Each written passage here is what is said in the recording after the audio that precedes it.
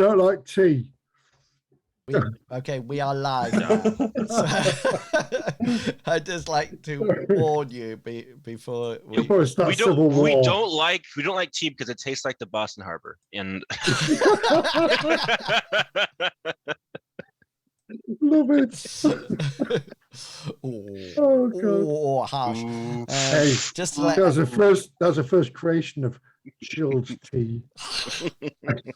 Just to let you know, that's where the South got iced tea. Mr. Pickles is here. We're not one person down. It's just that he likes that gun showing arm picture so much that I think he purposefully says every week now, my internet is rubbish, just so he can get that picture. Show my guns. Yeah. Get so anxious on the streaming. So it's either that was those muscles. Yeah. Well, he might get anxious. Well, I don't know. I mean, it's just unbelievable. Your stream looked good, by the way, Medivac. I watched your Dungeons and Dragons. Thank you.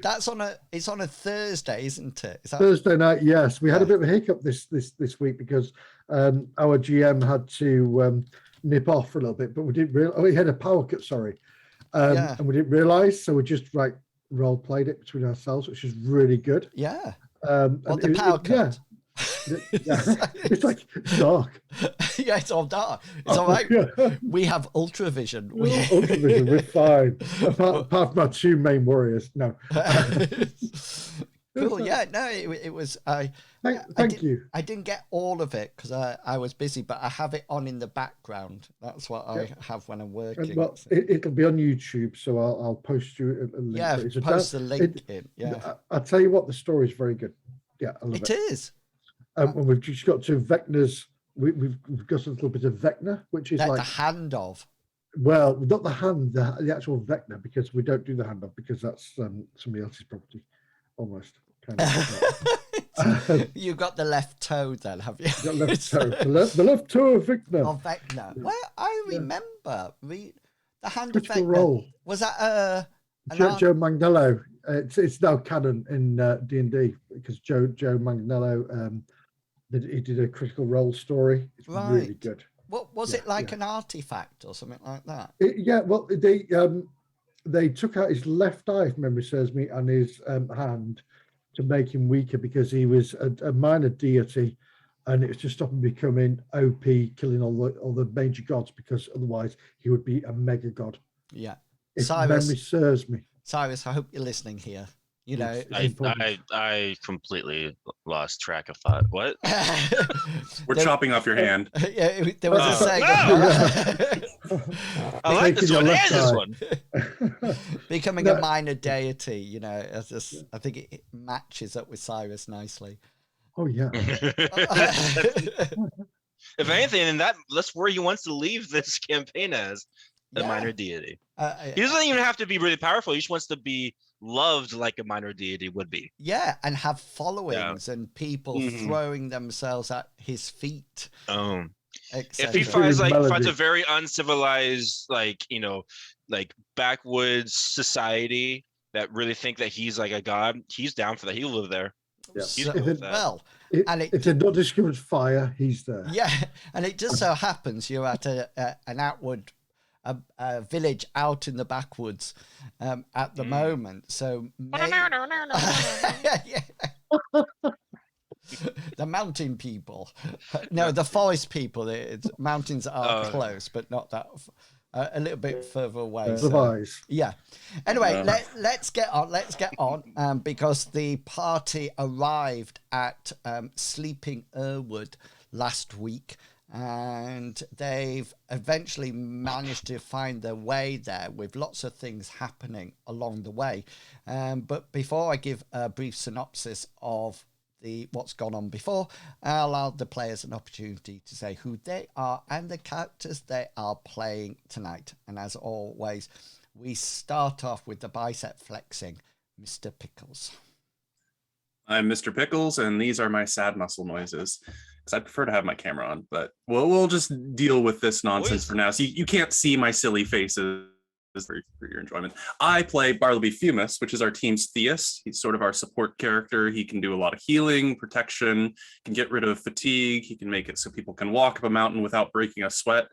He can bring his goddess's might down onto him to either enhance muscles or provide magical shields, can prevent spirits from going into bodies, though that one requires a bit of focus.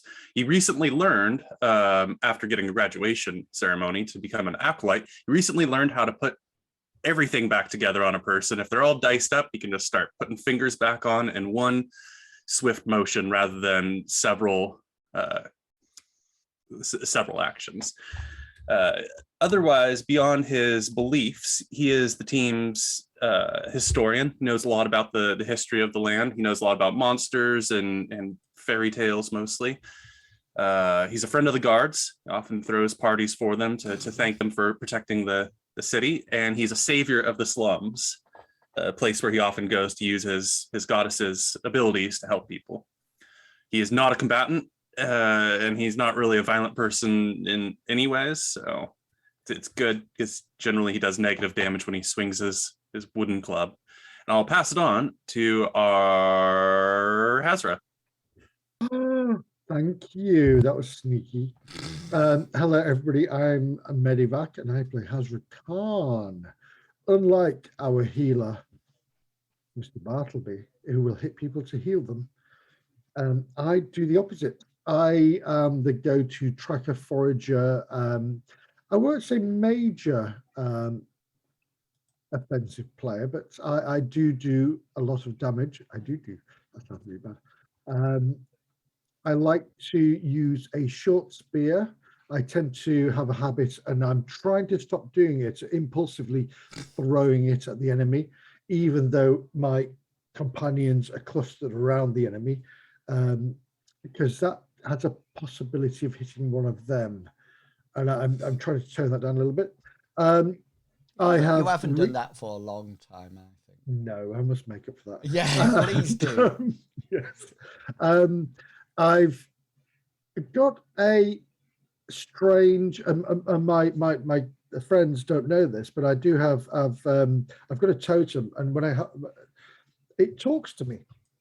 I have like a spirit that just talks to me, and it's more empathic than voices, but it's something he's come to terms with, and he's growing to know more. And he's come from this village that has witch doctors, but he never ever delved into that. He had a very big mistrust of magic, which is why I have a brain fart. You have a brain. You have a brain fart. I have a brain fart. Yes. What's it called in Wills? Tell me, please. I forgot what it's called when you have a totem, an icon, a magic. No, a thing. I've got Mistress of Magic, which is a passion. Passion. Yes. Sorry. And safe. You're a selfless defender. Well, I am a selfless defender, but my main thing was I was had a passion, which was I distrusted magic because it was very, oh my god, what's happening? And you can have lumps. I was going to interrupt and say that. That's what I think of when I think of Hasra, Master Hump Lefter. Anyway, this is going off track now. But anyway, I kick ass and I find food. Thank you. And with that, I shall pass on to Captain Kangaroo. Hey everybody, I'm Captain Kangaroo. Tonight I'm playing Cyrus Alias.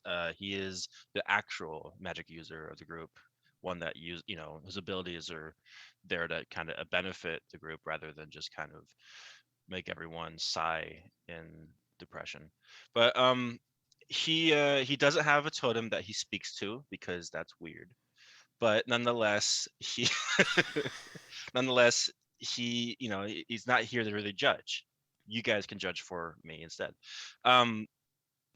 He's a magic user in the sense that he has a fiery temper that he uses his anger to destroy his enemies. And he's also able to do some cool, like movements and whatnot with his giant phallic glaive to shoot stuff out of the enemies as well. You haven't used that glaive for ages. Well, now I kind of have to because you took all my magic points. You've got that back now. I just took your magic points off you. Okay. Well, I didn't. But it's not just enemies he burns as well. My poor choices took my magic points away. Yes, I could probably, but it was probably worth it, right? No. We'll get into that later, but if you watch the last episode. But really he's here just to, prove himself to be the best at what he's probably not. From there, I'm going to pass the mic to our GM, Inwils. You want to know, I was just, when Bartleby was talking about his power to bring things back together, I started to have a look at the Theist's spells, and I've just found one here that I just think is absolutely fantastic. So it's called Heart Seizure. Okay. yeah. So this is how powerful it is. So another dreadful miracle known to the darkest gods. Whoever suffers their dire magic feels the veritable hand of the deity reach within their chest, squeezing his or her heart, or perhaps tearing it out completely. Those that fail to resist the miracle, its endurance, if you want to check it up, those who fail to resist the miracle suffer a fatal heart attack and die instantly. If the resistant roll succeeds, the target will suffer a number of hit points of damage equal to the intensity of the spell directly to the location where the heart is contained, normally the chest for humanoids. Creatures without hearts are immune to this. So what's the intensity of your spells, Bartleby? Just a very small 10. 10, yeah. So this would have to be a priest, so it's the rank above you. So it's almost like, I think it would be like 12 points to your chest. And then it says, different forms of this miracle exist, affecting different organs according to the nature of the deity offering it. Brain seizure, for example. Oh my god, I've had a stroke. This spells are pretty much the equivalent to cocaine. Do you know, I could be turned to the dark side. I really could. I don't know what Ulrich is. He might be the dark side version of I just think that is unbelievable. That spell is fantastic. I mean, it's just sort of like, what? I'll just pull your heart out and you die. And then that's it. Bartleby, you don't have access to that spell, by the way. I know. There's a lot I don't have access to that I want. Yet. Why would you want that? No. Hear me out. I want rain of substance, and it's normally to have like blood rain or frogs rain from the sky. It is. But I want Bartleby to be able to summon make it rain wine or beer or something, so all the farmers rejoice when Bartleby brings his God. He would very much like you for once. But it's supposed to intimidate. Split. The purpose of the miracle is that it intimidates rather than has any actual damage or benefit. The miracle is intended to inspire awe or terror rather than inflict harm. Yeah, a rain of spiders, for example, would only produce non-venomous types. A rain of fire would look scary, but each glowing ember reaching the ground would extinguish. Can I just say, a rain of spiders, no matter venomous or not, Jesus out of everybody. But it does have intimidate, doesn't it? Which opponents make an opposed willpower roll to hold their ground. A successful roll, the character will stand his ground, whereas a failure indicates that they must spend the next round instinctively placing distance. If he fumbles, then the character flees at maximum speed. That's a nice one. I like that. That could be creatively used, I think. So yeah, okay then. So the party do have somebody else with them called Ulrich, who is an ironclad monster of a beast that have joined he has joined the party under instruction of his master Vex, in order to learn from them. And he's sort of like a character that I play to even out the party ever since the Hengist, their main tank, got lost somewhere in Lindo and has never been found at all.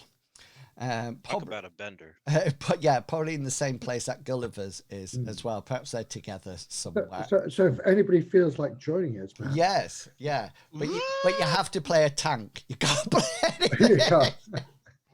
You have to play a tank. No, actually, you can play. No, things. Exactly. As long as it's very tanky. Hasra can always be in the main tank. He's in his gym pajamas. Yeah. So Bartleby can tank a little bit. He's got that shield. Yeah, actually. I was really impressed that time that you actually prepared before combat. And I think you had protection on and pain resist on and shield on. And you were he was a tank. Yeah, well, you all were. You were sort of like untouchable. It was absolutely fantastic. That shield is amazing. Yeah. Was that the one where we were going against the werewolf thingies?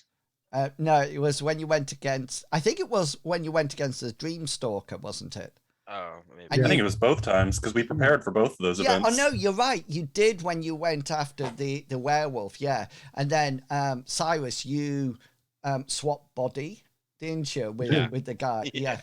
So the party have been hired by Count Bastion, who is the leader of the monarch in charge of Lindo, to investigate why the trade route for timber has been terminated or stopped.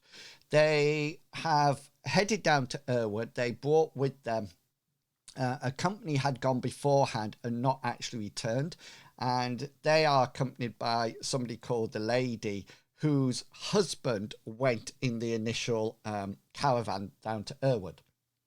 They travelled down the track, down the road to Errwood in the last adventure, where Cyrus didn't turn up for guard duty, and also they found a servant who was quite poorly in the middle of the night, and Bartleby did his best to heal them up.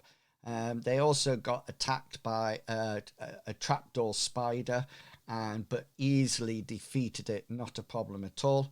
And they arrived in Errwood as dusk approached in the last adventure, and they sort of like made their way to the tavern, and they saw outside somebody sat down resting up against the wall.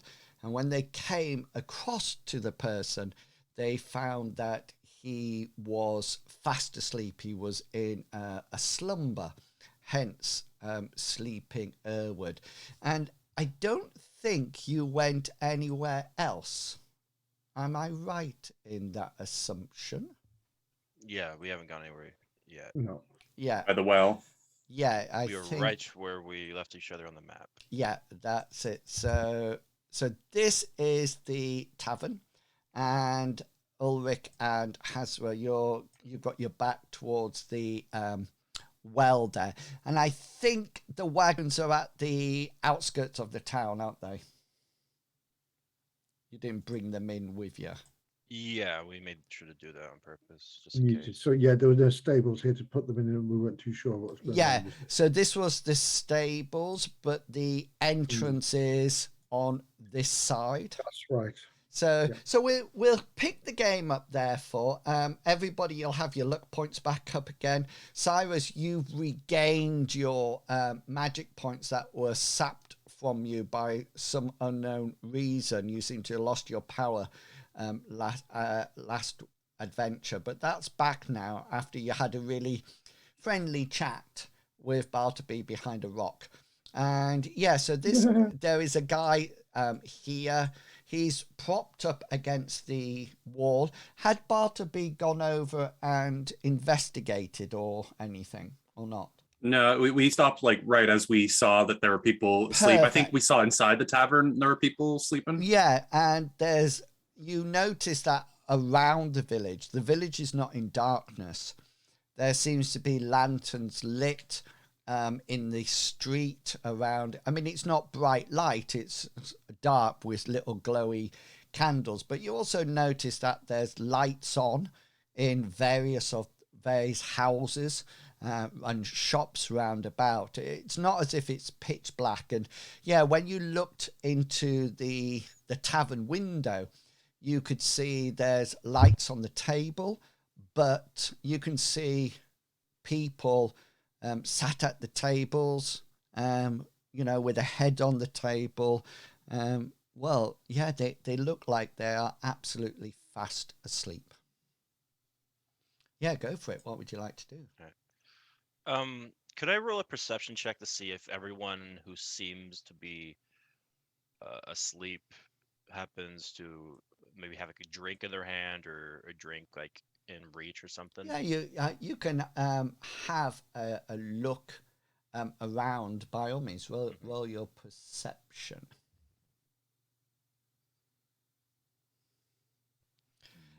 Yeah, they don't seem to have anything in their hands.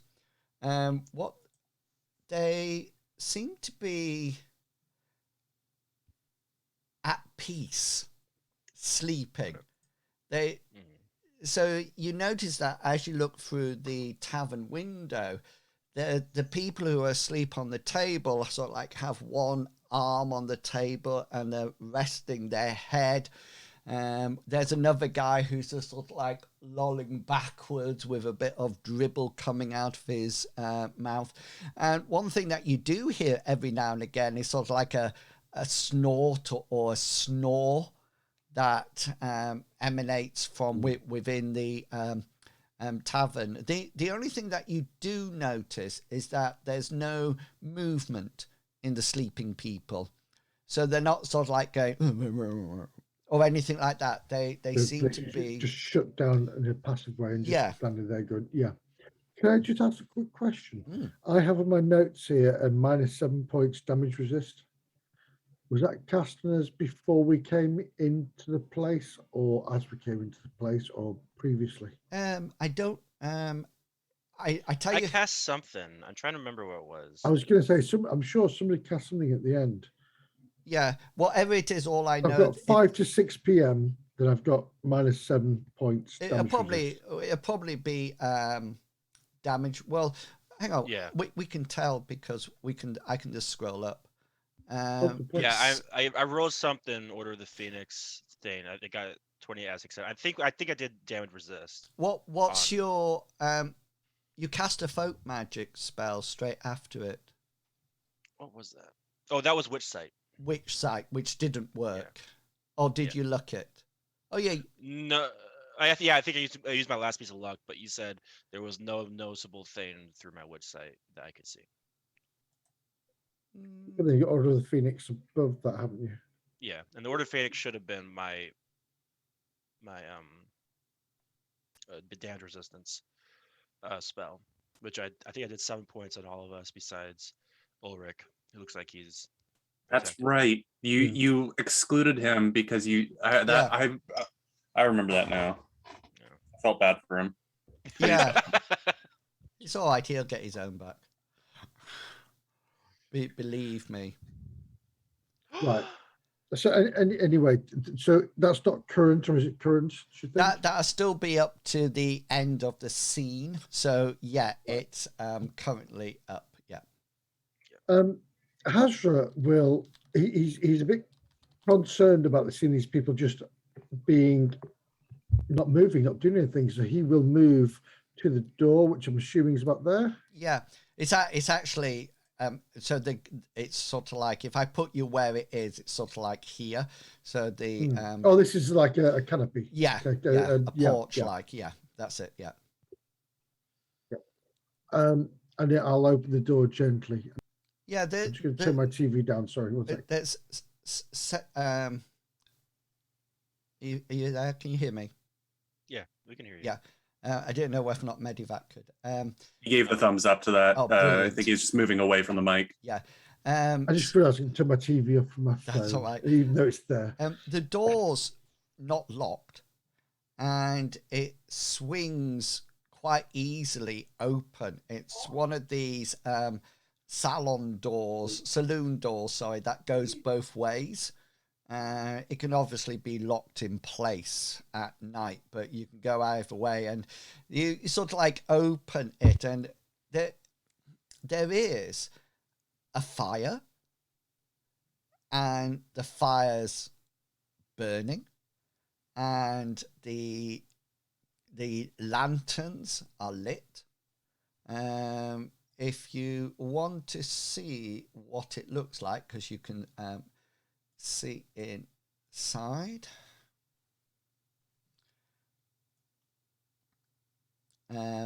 This is all dark to me. Oh, hang on. I mean, I'm not looking through the window, so. Yeah, so don't expect anything, Mr. Pickle. There you go. Oh, finally, a new architect. I know. Aren't you impressed? That's what you see, Basil. I know. Oh, wait, this is new. Okay. Things are just randomly placed. I like it. Yeah. So the doorway is actually down here. Mm-hmm. And then so you can go in and you can see the fire. But it's exactly what it looks like here. So the little yellow things are candles. They're all, you can see that they're glowing.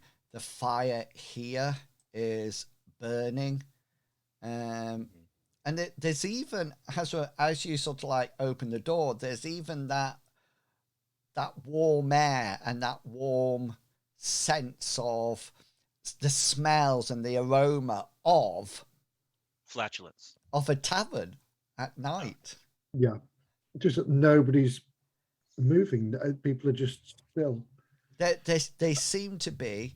Well, you don't. That's probably a good description, because you don't know whether or not the people in here are necessarily sleeping at the moment, but they are slumped over their tables and. Well, His concern is he will go to the first person once he's opened the door, and he will just put his hand on the shoulder.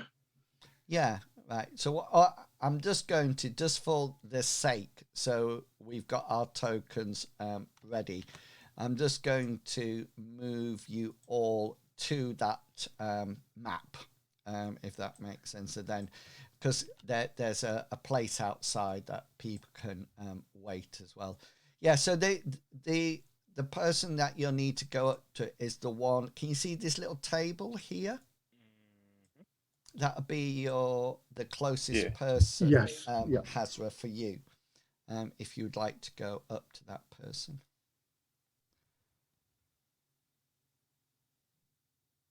So you ping that again because I got sidetracked. Sorry, just this little table there. So that's another two-way door that you can just push open. The bit that you're in at the moment is like you can see that there's some coats, some furs, etc. In here. And yeah, this seems to be quite an old man. He seems quite withered, but he just literally seems to be asleep. His eyes are closed. You can hear his breathing. You notice that he has a tankard on the table near him, and he had obviously had a pipe in his mouth, which is out of his mouth now, but just lying on the table itself. It's not lit anymore. Yeah, it looks, you can just sort of like have a look at it, and it looks like it probably burnt out quite a while ago. There's no sort of like tobacco in it as well, or if there is, it's all burnt away, etc. Just to let you know, I had to go through here to get there because that section of the map is blocked for some reason. Oh yeah, it's because of the dynamic light. No, it's fine. It's fine. I'll work it out. There you go. You can move. You can go through that bit now. Ooh, look at you! It's like having a god on our side. It's like what? Having a god on our side. Yeah, that's Cyrus. Yeah. So, like I said, I will put my hand on his shoulder and gently, maybe, seeing he's old, rock him and see. It's a Do you know? old man. Are you all right? It's so funny. Every time Cyrus moves, Captain sort of like pings. So he has this sort of like orange glow going around. I'm here. Hello, everybody. Oh, now it's gone to blue. It's lost its impact now. He's depressed. Yeah, you sort of like shake him gently, and yeah, he just sort of like almost like mutters to himself, and he doesn't wake up at all. He's just sort of like readjusts himself in his chair and carries on sleeping. Do I catch anything that he says? He says, "Oh."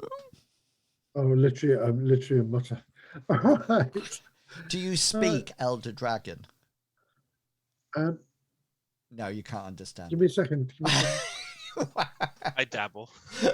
Oh, I chose younger. Oh, there you go. See? Shucks.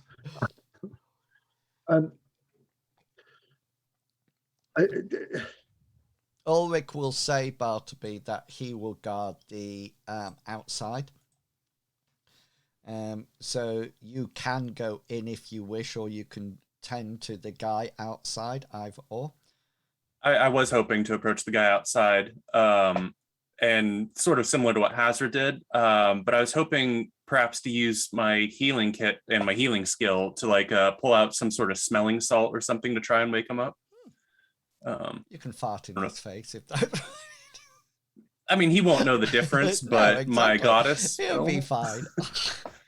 Yeah, well, roll your healing skill. Wake for my pocket. Nice, very nice. You diagnose that he is in an extremely deep sleep. It's very similar to what Cyrus was hinting at beforehand. This is not dream sleep. This is completely dead to the world that could be induced by, severe alcohol drinking, or or some kind of toxin or poison or magic, or something like that. It doesn't seem to be a natural. It seems very deep to be a natural sleep. Plus, somebody would have woken up by now. I would like to make my way as quickly as I can to Hasra then. Yeah, go for it.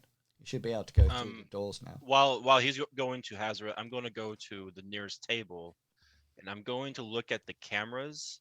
Not the cameras, jeez. Like the candles. Candles. What's the security system like here? Yeah, maybe get some. Can I hack it? We get a playback. So no, I'm gonna do the medieval equivalent and look at the candle, the wax on the candle, see how much it's melted. Yeah.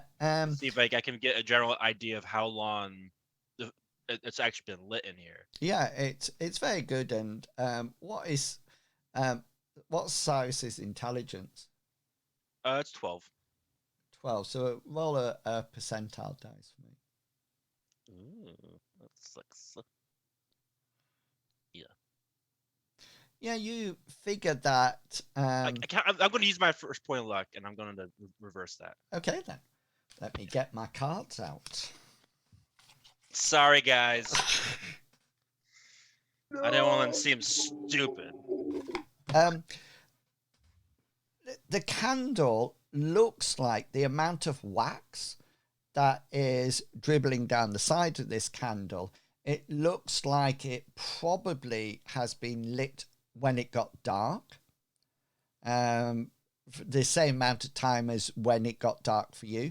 You do notice, however, then there is more wax on the holder than from this candle. So it looks like the candle might have been changed. Okay.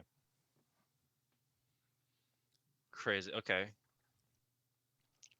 I wonder it's either these people are passing out at this time of the night, like on a regular basis like this, or someone's going around town making it seem like it's livable. Are you vocalizing this or just? Yeah, I'll be vocalizing this for the people behind me. There's not a lot of bustle going on, so I think you guys might be able to hear me. Perhaps, Cyrus, my friend, do you remember when we were in Basil's room above the hairy hobgoblin, and you fell asleep, and I fell asleep, and we had that terrible dream about. I mean, horrible things happening, and perhaps do you remember when we both fell asleep? We died. Yes. Maybe this is something like that. That was a dream catcher, wasn't it? Dream stalker. Sorry, dream stalker. And he made people, when they went to sleep, he put them in a dream and kept them contained. I'm impressed with your thinking on this, Hasra. The difference, though, is that the Dreamstalker messed with already existing dreams. He didn't force people to fall asleep. That's true. That's very true. He waited till my fault, and he preyed on fear, didn't he? He fed on fear. Because there was people that were refusing to fall asleep. Yes. And Bartleby, you said that you wanted to go up to Hasra. Was there something that you had in mind to do, or did you just want to be near Hasra? I did have something in mind. Bartleby's looking at between the two of them as they're talking. Bartleby just pipes up. Yeah, so I looked at the guy outside, and based on my experience, dealing with this kind of thing, I have the feeling it might be a plant toxin or some sort of super powerful narcotic or I don't know. I came over here as Hasra. You know a lot about plants, right? And bugs and little spiky things that bite. Is there anything in this local area perhaps that might fit that category? I don't know. Let me think. And Hasra will sort of like close his eyes and try to remember anything from the knowledge that is picked up from his brotherhood. Yeah. We match our history and our nature lores together here. Oh. Yeah, and I will. So, Hasra, you've got nature, haven't you? I have law nature, yes. And what? I've also got strange toxins that knock people out. Law. Yeah. Sounds like more of a passion. Yeah, and what's Bartleby doing? He's matching. I have history, which is a 64 for me. Okay, so you can augment your role, Hasra, with a 64. Which will be 12.2. Is that right? Yeah, so it'd be 13. Oh, 13, sorry, yeah. Let's see how this goes. And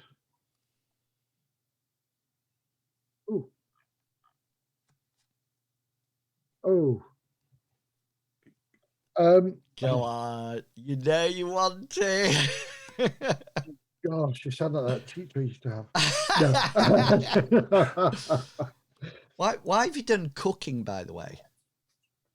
Yeah, I thought you said you had lore nature or something. Oh, sorry, my apologies. That's completely the wrong thing that I put 13 points in. Well, I don't think 90 would make it unless it's... Yeah, just keep rolling whatever skill you want. All right, no, go for the first one. It won't. Seriously, don't worry, it won't matter. I'll save the second one till later.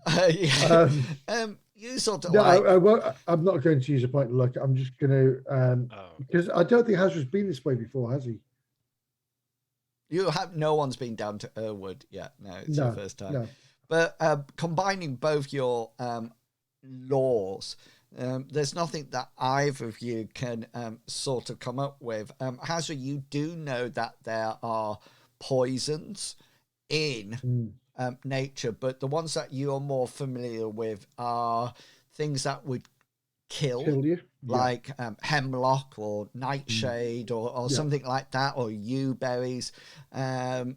It's almost like the extreme.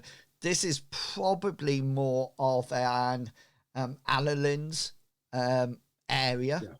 It's as you said, the only other things I would know would be those dreaming enhancing plants that would and even then you come to the conclusion that to have enough, I mean, it looks like this it's a whole village, isn't it? Town, I mean, from where you can see, because you haven't been to all the rooms in all the buildings, but this whole tavern is asleep, or appears to be asleep. It's the whole town, isn't it? Well, from what you've seen, there's no noise of any kind. Can you just all for me roll a perception check? Ever. Rolling the perception check. No. Okay, so Hasra, you hear this, and I'm assuming you're going to vocalize it. So you can hear something on the upper floor. You can see from the thing just where Bartleby is, there's a set of stairs that goes up, and there seems to be something or someone. Well, it's definitely you definitely think there's claws involved. It's not sort of like thud, thud, it's thud. more like yeah. No. And from your sort of like perception roll, you get the feeling that it seems to have, you hear it sort of like over here upstairs, and you can actually where was that, sorry, down in this bottom right hand corner, but now it sounds as if it's come diagonally across and is making its way to those stairs where Bartleby stands at the bottom. Is there anything you would like to do? Yes. Where's Ulrich in this? He's outside. Ulrich is guarding from outside. I will whisper to Bartleby and Cyrus.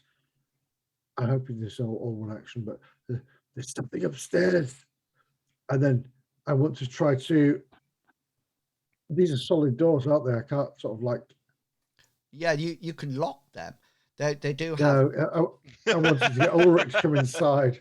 You can shout for him. Oh God. Yeah, so I want to say to Bartleby and Cyrus, there's something coming upstairs to the stairs, and I want to then shout to Ulrich, assist! Help! Yeah, I don't want to say help. It's not play help. Bartleby, can you make an athletics roll for me, please? I think it's athletics, isn't it? Acrobatics. Yeah. Is professional. I mean, you could just say I automatically failed, but we'll see. Yeah, and you sort of like, Hasra says this and sort of like shouts for Ulrich when something comes bounding down the stairs, and it gets sort of like semi to the end before it leaps at you. It takes you down, and it's now on your chest, and this dog starts to frantically lick your face. Okay. He's sort of like on you go and sniffling you and giving you kisses, and Yeah. Bartleby is very alarmed, and he probably lets out a shout of "Ah!" It's actually a very small chihuahua that took you down. It's still very alarming, and my furs are all tangled up, and it feels like it's bigger than it actually is. So I'm gonna thrash around a little bit. It's probably border collie sort of size, perhaps a little bit. Hasra, you notice that it's a little bit overweight. It doesn't look like it's a lean fighting machine or anything. Ulrich comes through the door as summoned and just sort of like looks, and he looks down to you, Bartleby. You notice that he's got his helmet and his shield on, and he sort of like looks down at you and flicks up his visor, and he sort of like looks at you, Bartleby, and he says, I hope it's not killing you, Bartleby.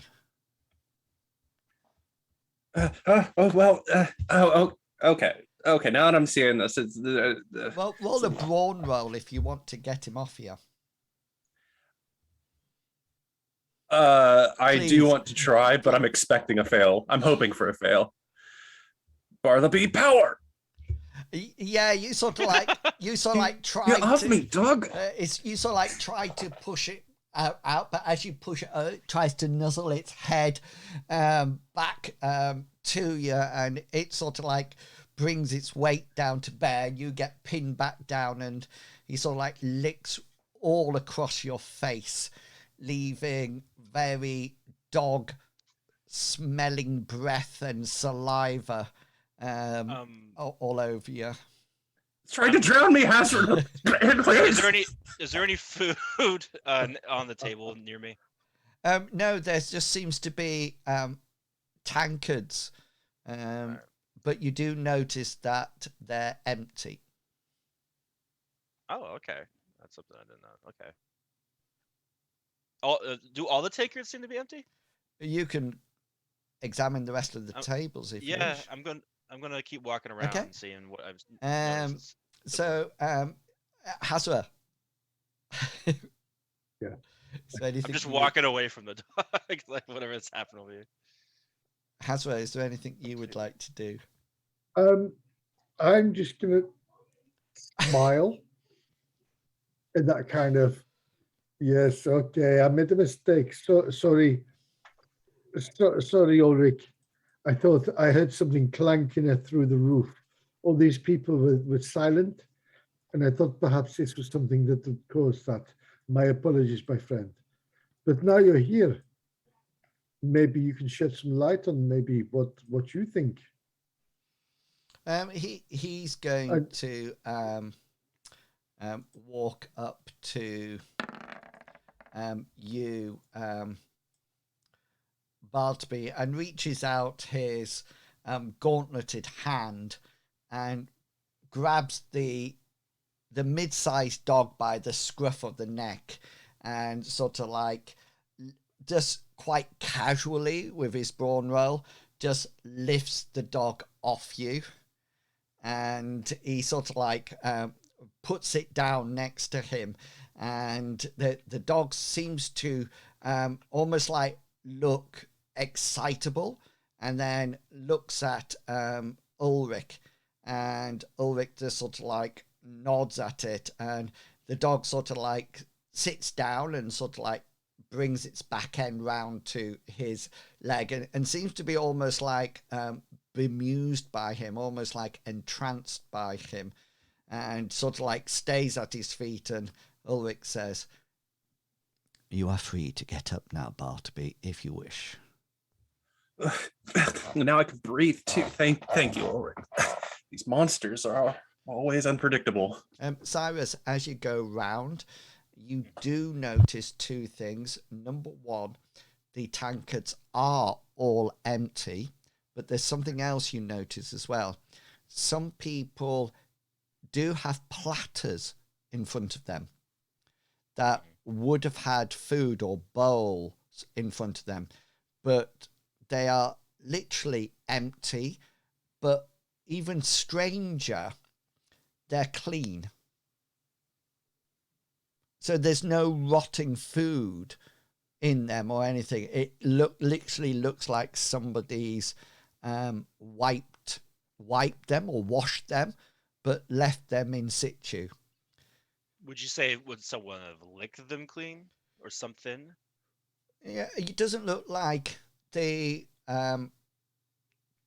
pots, whether or not it be plates or bowls, whatever, they don't look like they've been disturbed. So if somebody was licking them or something was like, they would be all over the place. But you know, it's sort of like there's a guy asleep, the plate's right next to him, and the tankard's right next to that, and there's a spoon in it, you know, and everything's on the table.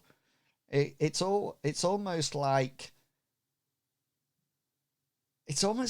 somebody's cleaned up.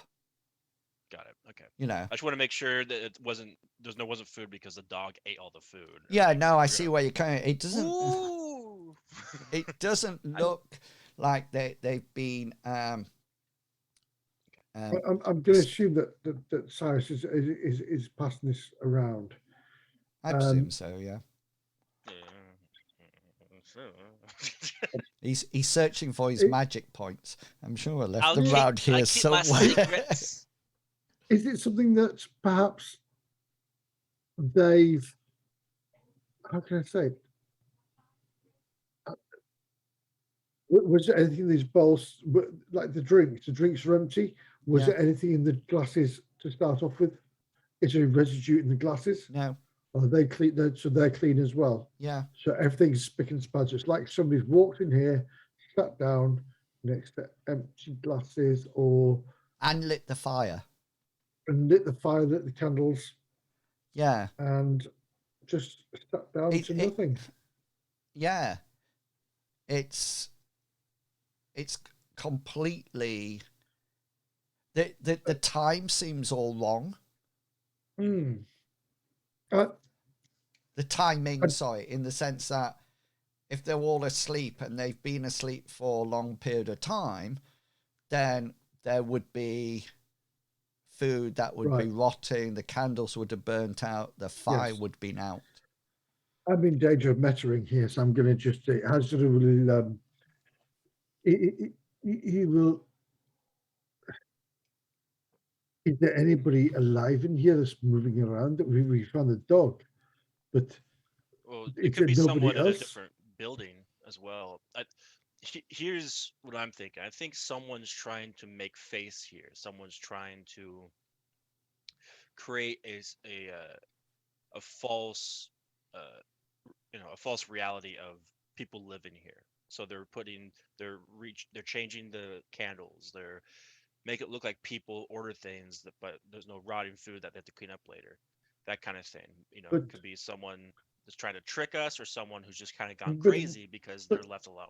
Cyrus, why would these people be asleep here by the chairs, as if any man like us, we walk in here, there's no bustle, there's no noise, they just sat here. There's definitely like they've been hit by a large monster on the back of their head. They just sat there looking. There's no food. Somebody's tending the candles. I don't understand. Hasra, there's some things about magic that doesn't seem very understandable. I don't understand everything in magic. Surprising, I know. But I thought Mr. Bartleby, he used it, or was it yourself that used your amazing sight before we came here to see if there was anything strange going on? It's not a perfect sight. And also remember that Cyrus's witch sight would focus more on sorcery magic. Yeah. Rather than, Bartleby's focuses more on religious magic. And so forth and so on. Just while you're talking, the door behind you sort of like swings open, and you hear a voice, and Milady just sort of like looks around and says, "Oh my, they must have been extremely bored of your speech, Bartleby. Is this what happens to most of your sermons? If you'd attended, you'd know. So go back to me. I was going to say my lectures and speeches on the church. Bartleby, just speak up. Try not to stutter. While she's saying that, I will step forward and I'll say, "Milady, Bartleby is an honourable man and a very religious man. He knows, and his sermons do not bore people. They're inspiring. They've inspired us to many a daring feat." Oh, I can imagine that he does inspire the more humbling of us. Oh, he has brought a dog with him. It's not my dog. I give a really evil glare at the dog, who is my mortal enemy. But Bartleby wants to cast a prayer, though, here. He wants to cast it in her general direction. She says, "I was talking to the dog." Okay, I'm calling down Amriel's beautiful eyes. No, I want to use the vision here to take a look around. I just love how you rename all your. I think it's awesome. Go for it.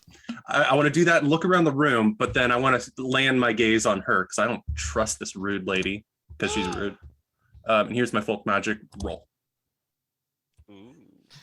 Okay. Try to resist that. There's you got to say biatch. There's two things that you see when you divine for religious magic. There seems to be some kind of fog, mist that is hanging in the air in here.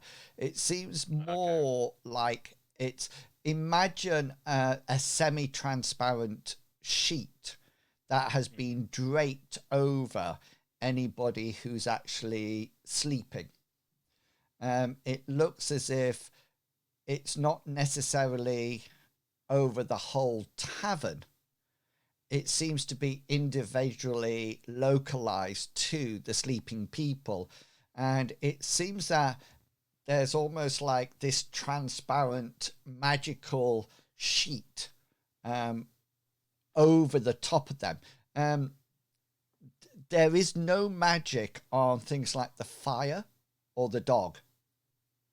Okay, or any of the candles. Is it just now noticeable, or is just now enveloping that in real time that we're seeing this? You will only Bartleby see it. Oh, okay. I've got my magic eyes on. Yeah. So Amriel is revealing this to me. Yeah, and you can. It's very localized to the individual people. It's not across the whole tavern, and the candles are not being. There's no magic on the candles at all. You do, when you look back at the lady, you do. I just need to make a roll. Before we... Dirty. Yeah, if you wish to remain hidden, you get a willpower roll. Yeah, I do. That is correct. Against my 81.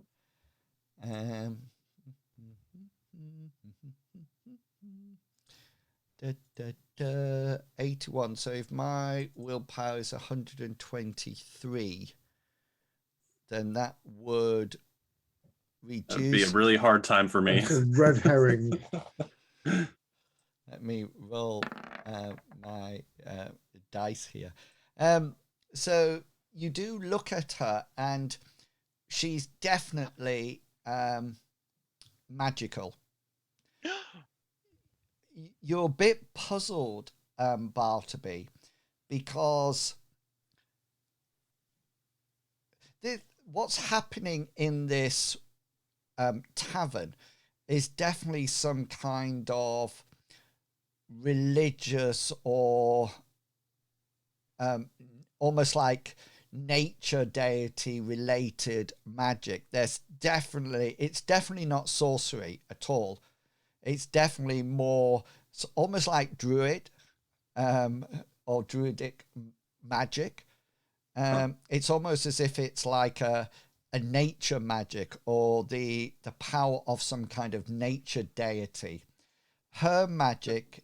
Is that different than animus? Sorry, I don't want to. So animus deal with spirits. Okay. So there's if you cast anything, you wouldn't pick up. Animus are not innately magic. They just can control spirits. So they beckon spirits to do their will rather than dead people. Yeah, I see dead people. Yeah. So for example, they could use the spirit of a buffalo to augment somebody's strength. So the animus themselves is not actually magical. They do meditation and trance to so a trance and then binding spirits, so they can battle spirits, but there's no spirits here that you know of. Anyway, Bartleby, it's not religious magic, and it really is nothing that you've seen before. And it appears to be, you know, when I'm trying to think the best way to describe it, but you know when somebody injects poison into a vein and the vein sort of like fills up with that darkness and you see it spread. It's a bit like that you keep seeing glimpses of it going up the side of her face or down her hand. And it's not sort of like powerful theist magic. You're not too sure. You've never seen anything like this before. It's completely unusual. Bartleby would say then, lady, is everything all right? Yeah, nothing that a nice warm bed wouldn't solve. Do you think they have rooms upstairs? And she sort of like starts to walk this way, and she looks like she's going up the stairs. Ulrich goes to one side as if to let her through. She's quite purposeful. Hasra, do you have an animal law? I possibly don't. I don't think. Give me a second. I know you have nature law. I do nature law. Yes. Yep. Okay. Roll nature law. But the skill would be. Oh, that'd do. It was going to be hard, but that do. You see this for a second, okay, and you can tell everybody else later on if need be, but as Ulrich stands to one side and Milady sort of like walks through, the dog cowers. It sort of like moves completely out the way, and it was quite excited before and wagging its tail, and now you notice that as Milady walks past, its tail goes between its legs and it sort of like sulks round towards you and sort of like to the side of you, Bartleby. And as she sort of like walks by, she sort of like mutters, "You stupid mutt," and she starts to go up the stairs. Hasra, from where you're stood, you can see that outside her two guards are there and her servants are sort of like waiting in this area. Right. So once I see her, Hasra has got this lady in his brain as being what we thought Christoph was. Yeah. Like a soul stealer. Yeah. And that's how Hasra views, because people that have been with her or people who are part, it seems, lost their time and they've been weak and Cyrus is quite weak. It's like Cyrus. Yeah, Cyrus again. He seems very not himself after spending a night with the lady. He's been far too nice to people. No, it's not that. It's the fact that he failed son of on watch as well, which is unlike Cyrus. And even when he's on a drinking binge, he will always be there to hold his own up. So I would like to follow the lady upstairs. And if she chooses a room, I want to make sure there's nobody in the room. Or if there is, I will be polite to her. Yeah. Okay. And I will say, sorry, my lady, I will move these people out of here for you. Yeah. So you accompany my lady up the stairs as she starts looking for somewhere to sleep. What the dog, just for sake of argument, is going to curl up by the fire. Bartleby and Cyrus, what would you like to do? Bartleby's free to follow Cyrus, but Cyrus is going to go towards the back, towards the kitchen, and see if food is being prepared. Yeah, got you. Yeah. So, I think that'll fit his hypothesis or not. If yeah, just 1 second, and I will open that door for you. I'll smash it down. Okay, you should be able to go through it now. Yeah. So what is Bartleby doing? Bartleby would like to follow, but he would once they're in a room like this, away from the others, he would start whispering what he heard or what he saw. I mean, with the magical curtains that have been draped over people and the infection on the lady's face that seemed to pulse magical energy. Basically, everything I got from Amriel's site there is what I'd be sharing with Cyrus here, and ending it with, I think there's something going on. I think she might be the cause of it. I've had my theories, especially after that night. So it doesn't surprise me. I don't know if she's definitely the cause, but I wouldn't count it out either. I don't know. From what you've told me and my knowledge of how the body works and the healing arts, is it seems like whatever she did to you has been done to these people. And I talked with Hasra. He doesn't know of any toxins that are local to this area. I've never heard of anything like this that would do this sort of effect. It's all connected to her. It's her servant who even had the same thing. Bartleby, I feel like she is of something that likes to absorb energy. Sure, that's not completely out of the scenario. But the difference is that she was not here until right now. How do you know this? There's all sorts of wizards. There's all sorts of wizards who can go through portals in the ground. All they need to do is have a little chalk thing. Bartleby. That is correct. Well, did you see any sort of circles in her carriage or anything that maybe she could have slipped out? Or she said her husband went here, but we don't even know if her husband exists. You've never met her. I haven't either. Him. She does know of us. You haven't met her though. She contacted you. That is correct. You've never met her husband or her. Yeah. Yes. And I'm sorry I'm flexing so hard in the kitchen here, but Bartleby, the difference in all of this though is that if we were approached specifically by her to come here, then I could see more of a trap. But we weren't approached by her for here. We were approached by Count Bastian to figure out why there's a lack of trade. So this has obviously been going on for a while. She only tacked on because she knew that we were going somehow. Well, maybe she has different interests here than, it might not be her husband, but, the interest could be the reason why this is all happening. Like she drugged everybody here and is coming to bring more people. I'm not necessarily saying you're wrong, but keep it to yourself for now. We'll see where it goes. Cyrus. That's a good point. I told you because I didn't want to upset Hasra too much. Yeah, honestly, I don't think Hasra would understand. I think he would panic if he saw that there was curses on everything here.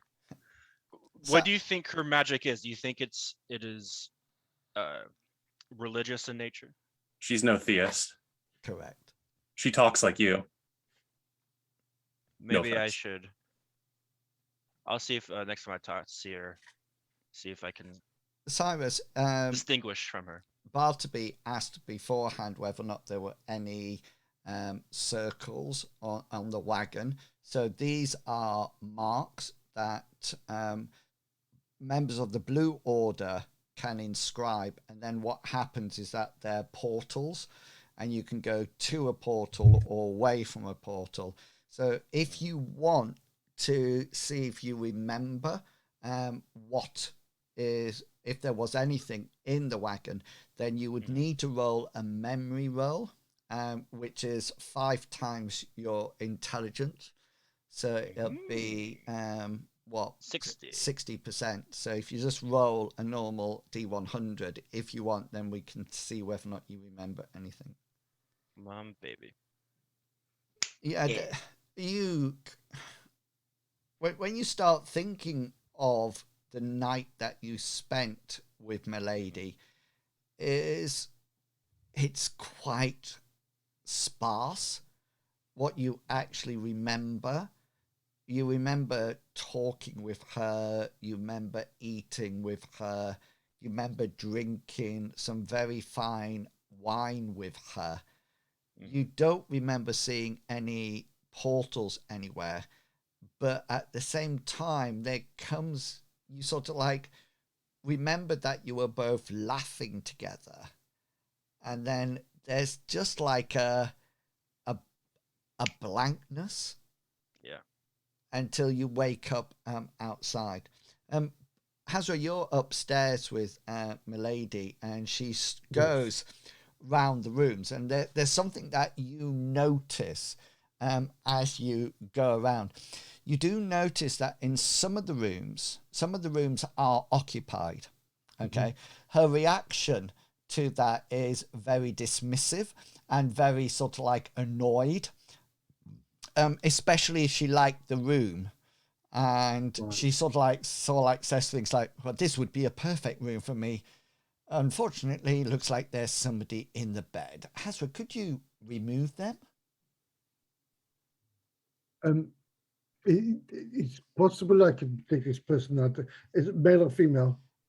It looks like it's there's twin beds. It looks like they're a young man and a young woman. And sure, she says that. She says, "Oh no, don't! I have no idea what they have and what they've left in those beds." You would like a bigger bed than the little beds. Oh yes, very much so. So the thing that you notice, Hasra, is that as you go through the rooms that are occupied are in one of two states. Okay. People are either in bed, under the sheets, sleeping. Yeah. Okay. It does look, however, as if some people are asleep on the floor, as if they were walking to their bed and literally just fell. Do you have a first aid skill? I think I do. I think it's a standard skill, first aid. Yeah, there we go. It's not very good. You might get a fumble, that's all. They don't... It's not terrible. It's 51. That's pretty good. Are you looking at it or not? No, I will use my first point of luck because Hasra is being very focused on what he's looking at. And that's how I justify using a luck point. So you do notice that they haven't injured themselves from falling. So even though, say, for example, one of the rooms, it looks like somebody's just collapsed down on the floor and it's just sort of like that, you notice that they've got no bumps on their heads. So it's almost like they've just laid down? Yeah, or somebody slowly placed them down. Yeah. Yes. The other thing that you really notice that Milady seems to be looking at rooms. She's definitely not looking at people. If anything, she is totally averse to rooms with people in. She mutters about what they might leave in the bed and sort of like, they could have anything.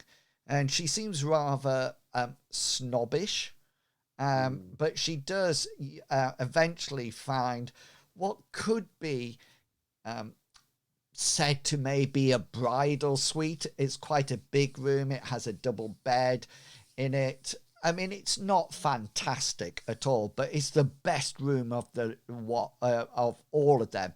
And she sort of like sees it and says, "Oh, this will do perfectly." And she turns to you, Hasra, and says, "Do get the servants to bring up my belongings. I will sleep here tonight." And sort of like walks in. I will see, milady. If I have time, I will do this. And she starts to seem to unbutton her riding cloak, and she suddenly turns, looks over her shoulder and sees you there, and she says, "You may leave. I wish to get undressed." All right. My lady? What? I'm already done. Is I will close the door. Is that a spear in your hand? Are you just pleased to see me? It's only a short spear. Yeah. But you can use it well. I'm a grower, not a shower. So you take your. We have to be careful now. This is I know. We have to take your little spear. My little finger. Yeah. Oh, Game of Thrones, hashtag a copyright. And you sort of like go down. Are you going to? The servants are sort of like. I would. I'd close the door, then I'd go find the servants, and I'd say stay away from the rooms that are occupied by the people who are asleep. And she would like you to go to her in the bridal suite. Yes, and they sort of like nod in agreement and sort of like, "Thank you, Master Hasra. That's very kind of you. We will do that straight away." And they start to ferry. Go for it. Well, at which point I will say, I will turn, as I see them go up there, I will say, "And please, if anything strange happens to you while you're there, please tell us. We're here to help you, not just the rich people. We're here to help everybody." Well, your influence skill. Oh, influence, wrong character. It is, it's complex. Let's see. Oh, give me strength. Yeah. Well, I tried. Well, no, I'm actually saying it's an easy because you are the same status as these people in the nicest possible way. Yeah. If Cyrus had asked them, then there would definitely be a standard or even harder. And they sort of like look at you, Hasra, almost that you see a glint of comradeship. Kindred spirits. Yes, kindred spirit. The other thing that I was going to say to Cyrus and Bartleby after your discussion, I just wanted to describe the kitchen to you. So the fire is on, okay, and it looks like it's happily burning. You figure it's probably been on since darkness, descended on the village. But the strange thing, and it's almost like mirrored in what you see there, is that everything is neat and tidy and orderly and clean. So there's no dishes over here in the water tub. Everything, you can see them all here. They're all dried and put away carefully. Over here on the tables, everything's laid out neat. There's no cutlery in the bowls. It's all sort of like put next to it. It's as if somebody has tidied up. Is there any food in the pots? No. Got it. Okay. There is another door. Here, okay, which you can go and have a look in if you wish. Of course I do. Let me just move it for you. This won't budge.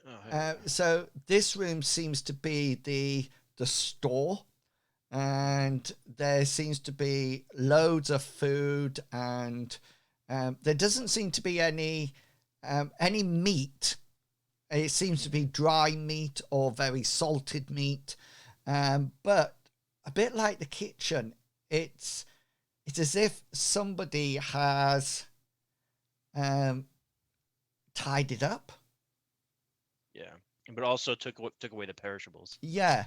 The only other thing, just to let you know, that this door, there's a door there that leads. Let me just show you so everybody knows the sort of like the setup.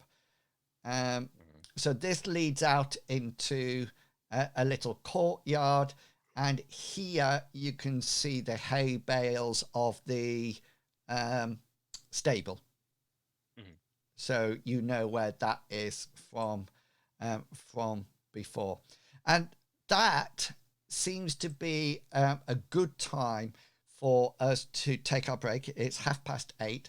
Jeez, that's fast. So just to let you know, when you come back, I need to know whether or not you're staying in the tavern overnight, or whether or not you're doing anything. Nightfall is upon you. It's about 8 o'clock at night.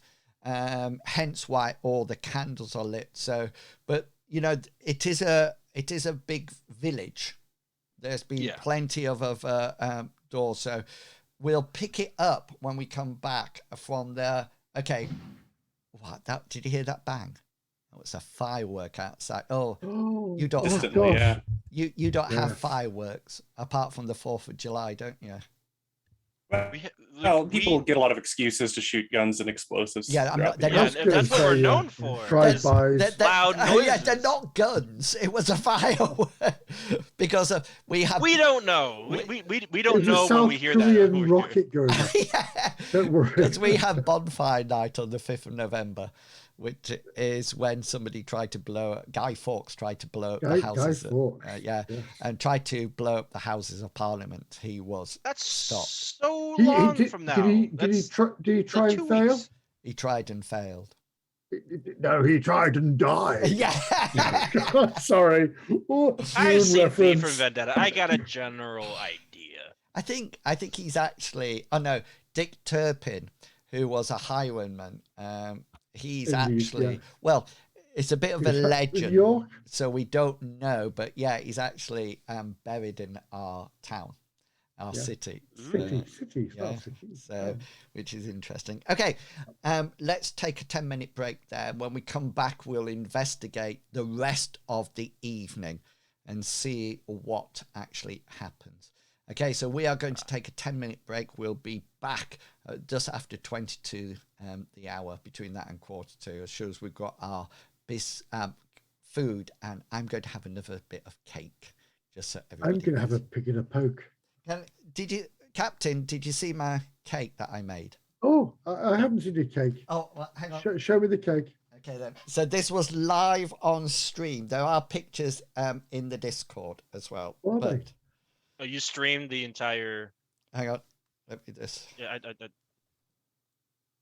Oh, that's wow! Is that Victoria sponge? It is. Awesome! You can even got jam and cream. What cream is it? Is it sugar cream? Buttercream.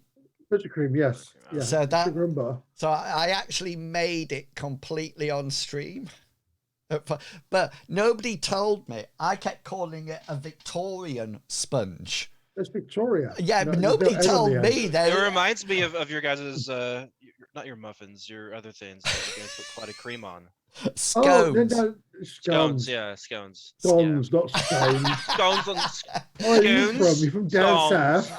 I'm definitely from down south. They are scones. Scones. No, they're scones. Right. It's going to be about 1:45 now when we get back. We will be back. So go away, grab yourself a drink, and we'll see you real soon. New World to Final Fantasy. I'm like, don't I?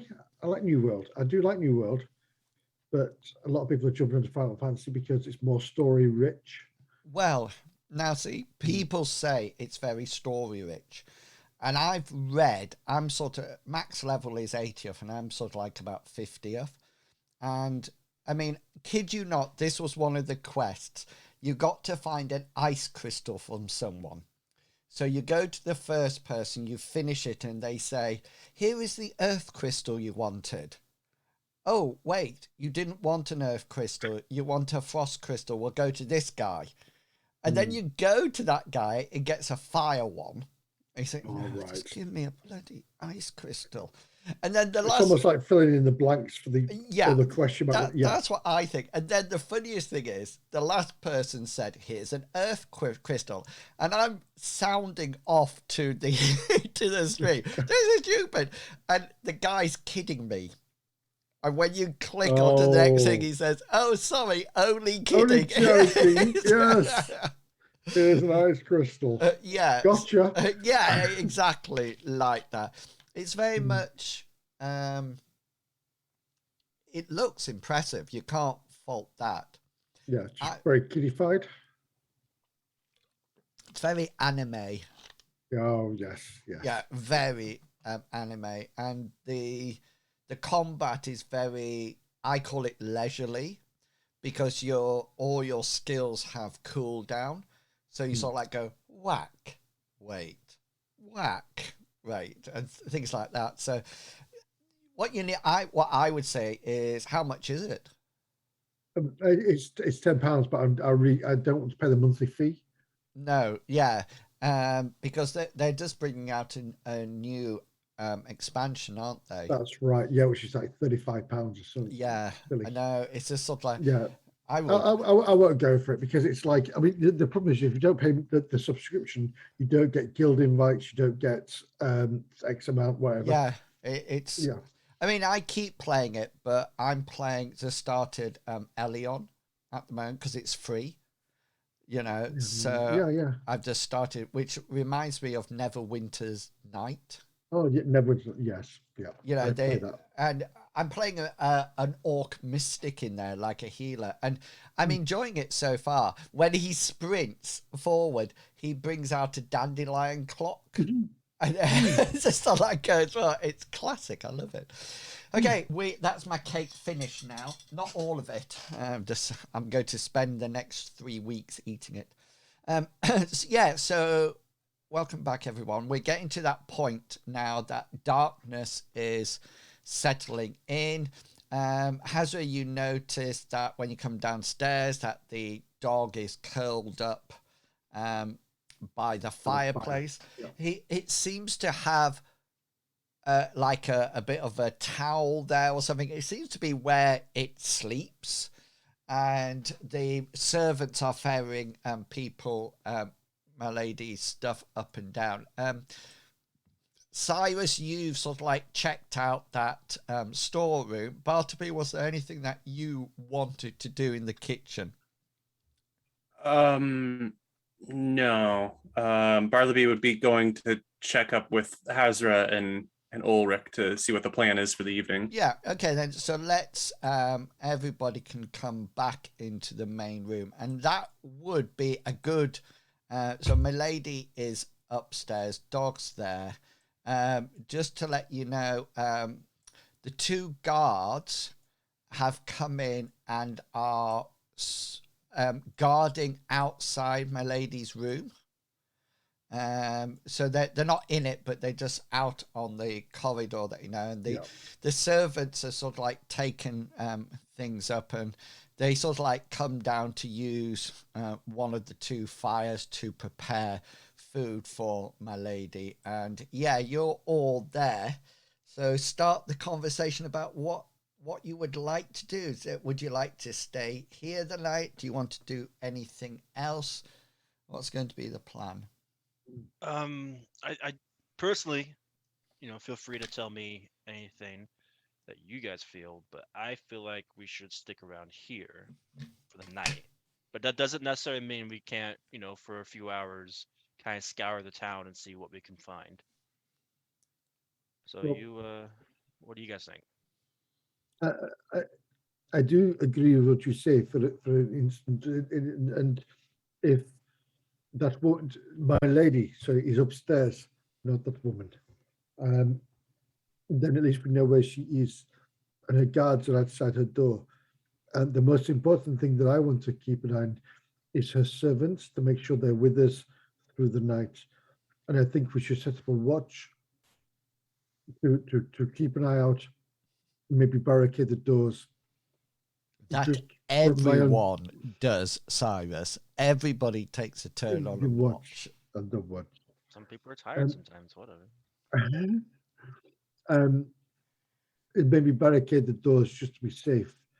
But this Bartleby, you seem to have affinity for this dog here. He seems to like you. I think maybe he likes to he fondles you.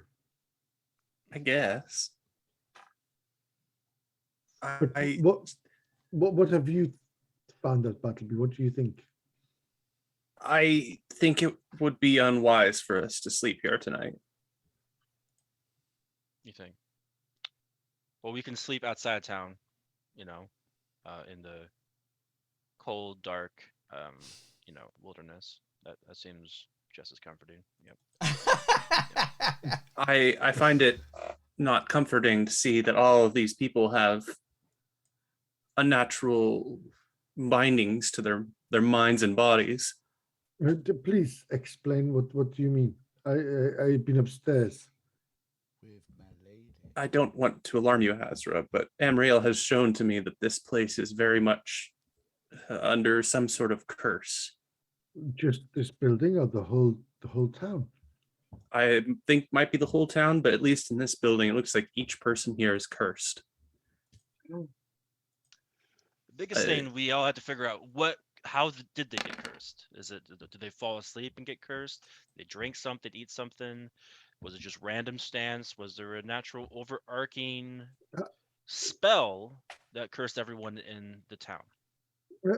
I don't know how curses work. And I have, when you say I curse you, but how would something this huge happen to this town, Bartleby? How would somebody curse a town? And is it a spell? Is it just I don't know. My order doesn't really like to deal with curses. We like to be more hands-on and direct with our ability to beat the shit out of people. So I don't understand curses as much as, say, Bartleby here. He usually curses his audience for permanent sleep when he speaks. So I don't know. Bartleby, what do you think? I think that either there's somebody serving an evil god that is seeking vengeance on this town for some reason, or there's a god itself, perhaps a nature forest god that has taken offense to this town. But I'm inclined to believe that this is some act of a evil theist or something. It's as you said, we don't know how they passed out. But now that I think about it, I have an idea. Bartleby, I would like to go up to like the not most youthful. I'm thinking like somebody in their 20s, not an old fellow like the one Hasra was. Yeah. And he would like to try and tell magic be gone, which would be this miracle. Right. And it's a general target or specific miracle or spell, and I'm guessing that if it's a specific miracle or spell, it's probably cast individually. So my goal is to target the sleep spell, but if that's just on one target, then I'd be doing it on this target. Okay, yeah. Here is my exhort. I'll give you a point of luck. Thank you. You're welcome. You spend it wisely. What do I get a counter from it, or is it just on magnitude? Just on magnitude. Yeah, we'll eliminate a combined magnitude spell. Okay. A spell cannot be partially eliminated when used against a spell of equal or low, which normally occurs. Then the dismiss. Okay.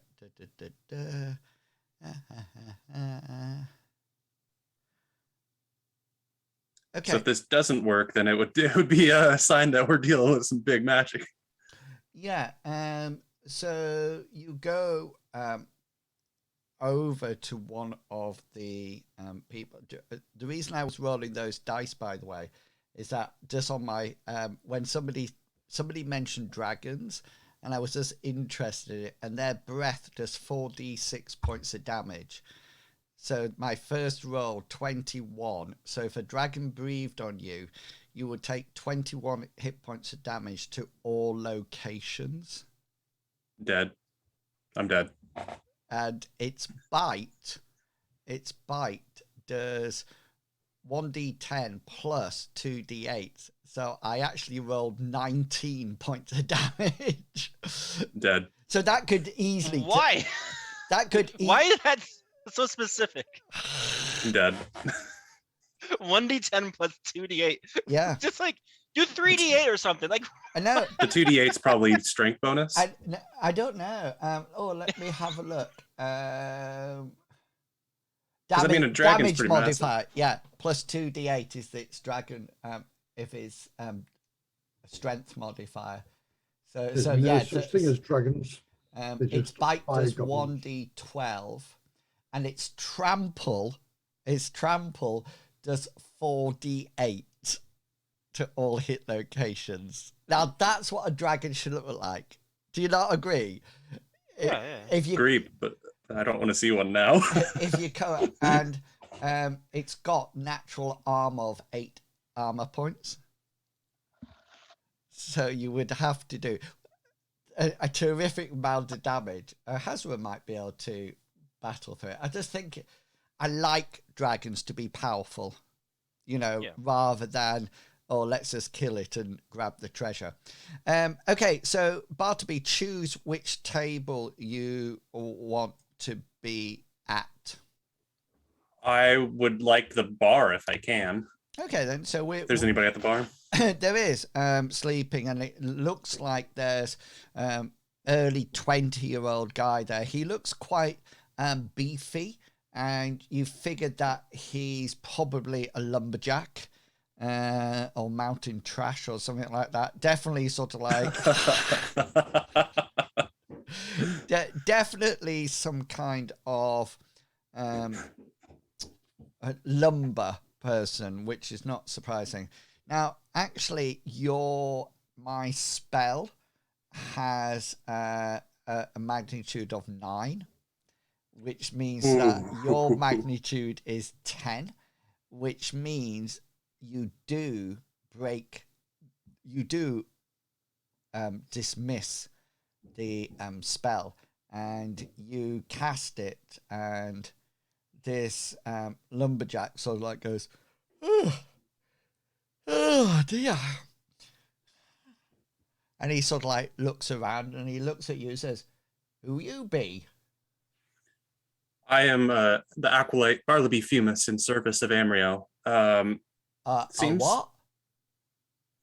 I serve the moon goddess. An acolyte what? Don't worry about it. I'm basically a priest. Oh, you're a priest. Yeah. And he sort of like has a look round, and he sort of like looks back at you, and he says, and I am a king. Have you been given one of those? Have you been given one of those sermon thingies? It looks like it's sent most of us to sleep. Well, we stumbled upon you all sleeping here, and I thought I'd try seeing what's going on, because you're all sleeping pretty heavy. Well, I'm not.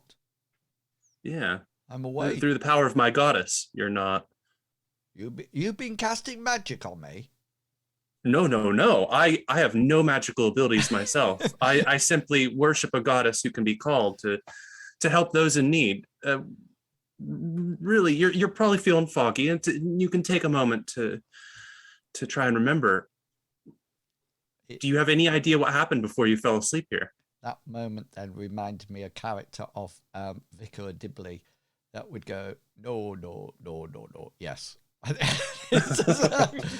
Have you been casting us? No, yes. Yeah, sorry, what? He says, well, I just came out here for a drink. He sort of like... Do you normally fall asleep in your drink? tankard. And he says, I must have drank it all. Doesn't normally affect me like that, but it looks like I dropped off. So you don't remember anything before falling asleep with your beer? I remember coming in and coming to the tavern and ordering the beer. Oh, who you be then? It doesn't matter. Now, I need you to think. Are you the new bar person? Probably could do with I'm- another one if you're serving. Maybe a nice ale would do. This one seems to be dry. You pay attention. Hey, you over here. Focus. Eyes right here. When was the last time you went to the bar? What date was it? Date? Date, yes. What date, what day of the year was it that you came to the bar? Well, let me see. It's slightly after we celebrated the huge shipment that we got ready to send to Lindo. Yeah, this morning. All right. Perfect. What date was that?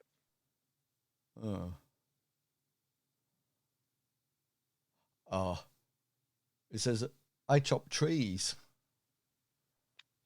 All right. Maybe we could find like a ledger, maybe I'm talking to Bartleby. Maybe you could find a ledger or some sort of like town newsletter that expresses when this celebration was going to happen, so that maybe we can figure out how long they've been asleep. Yeah.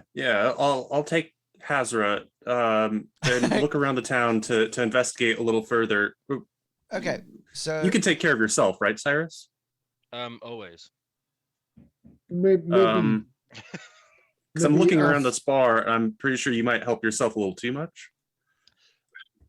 I'm gonna take a break from drinking at least today. Oh, congrats! maybe Don't worry about perhaps it. Go with Hasra. So I've just shifted you onto the main map again, Hasra and Bartleby. The place is quite extensive.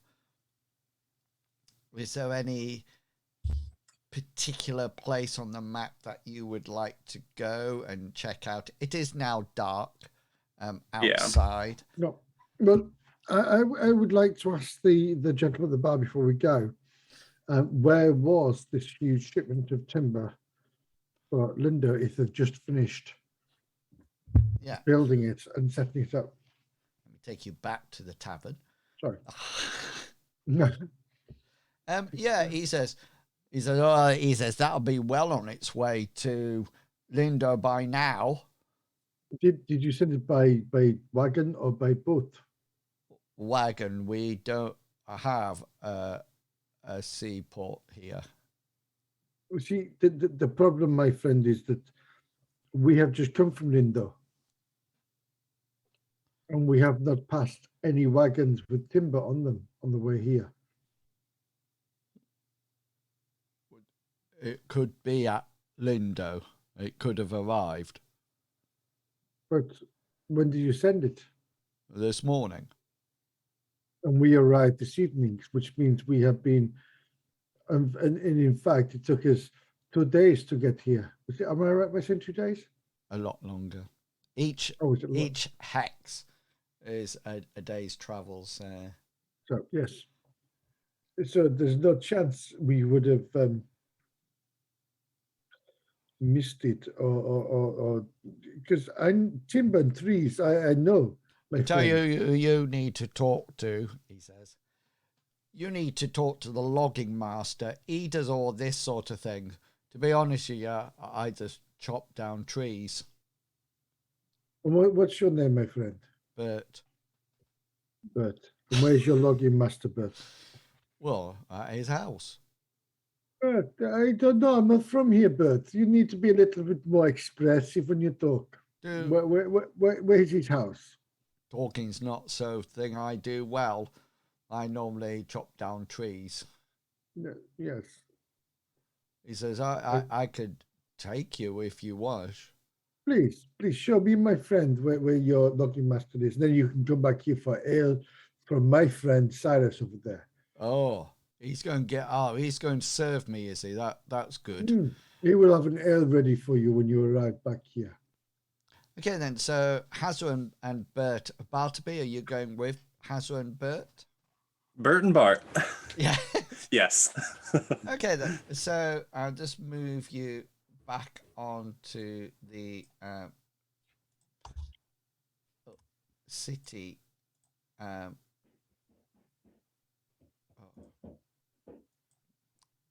Sorry, it was just saying to me it couldn't load it.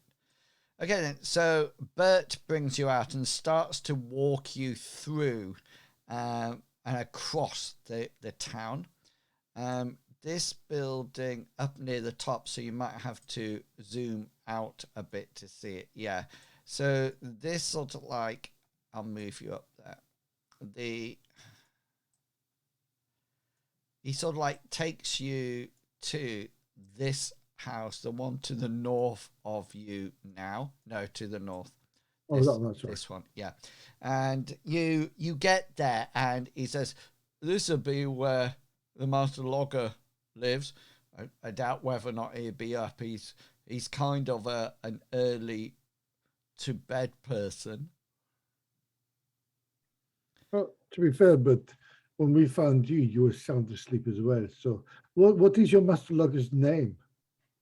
Well, I just call him Master Logger. Not too sure what his wife calls him. But you live in a small town like this. You must know his name. I just chop down trees.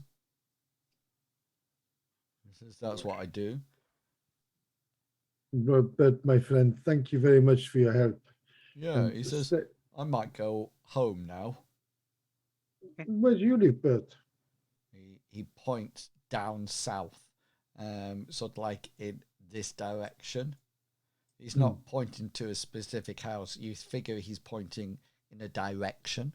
He says, over there. Yeah. Well, you safe journeys, and my welcome to your family. Yeah. I respect your family. Hasra and Bartleby, just roll an insight.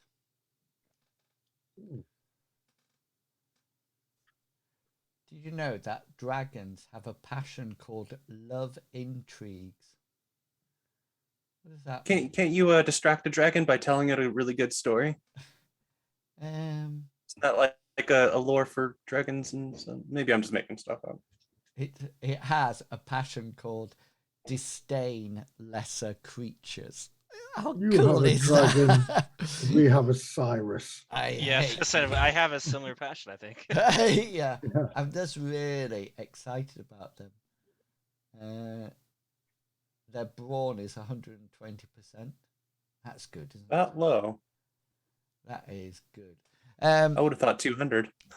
What did we get? Yeah, that's a bit low, actually. That would be a minus 100 then on anybody resisting. Yeah, rather than just minus 20. Its endurance is 92. Mine's higher. Right, so Bartleby succeeds, but Hasra doesn't. Yeah, I do not know. Yeah, Bartleby, you notice, and you shared this with Hasra, I assume, that Bert became more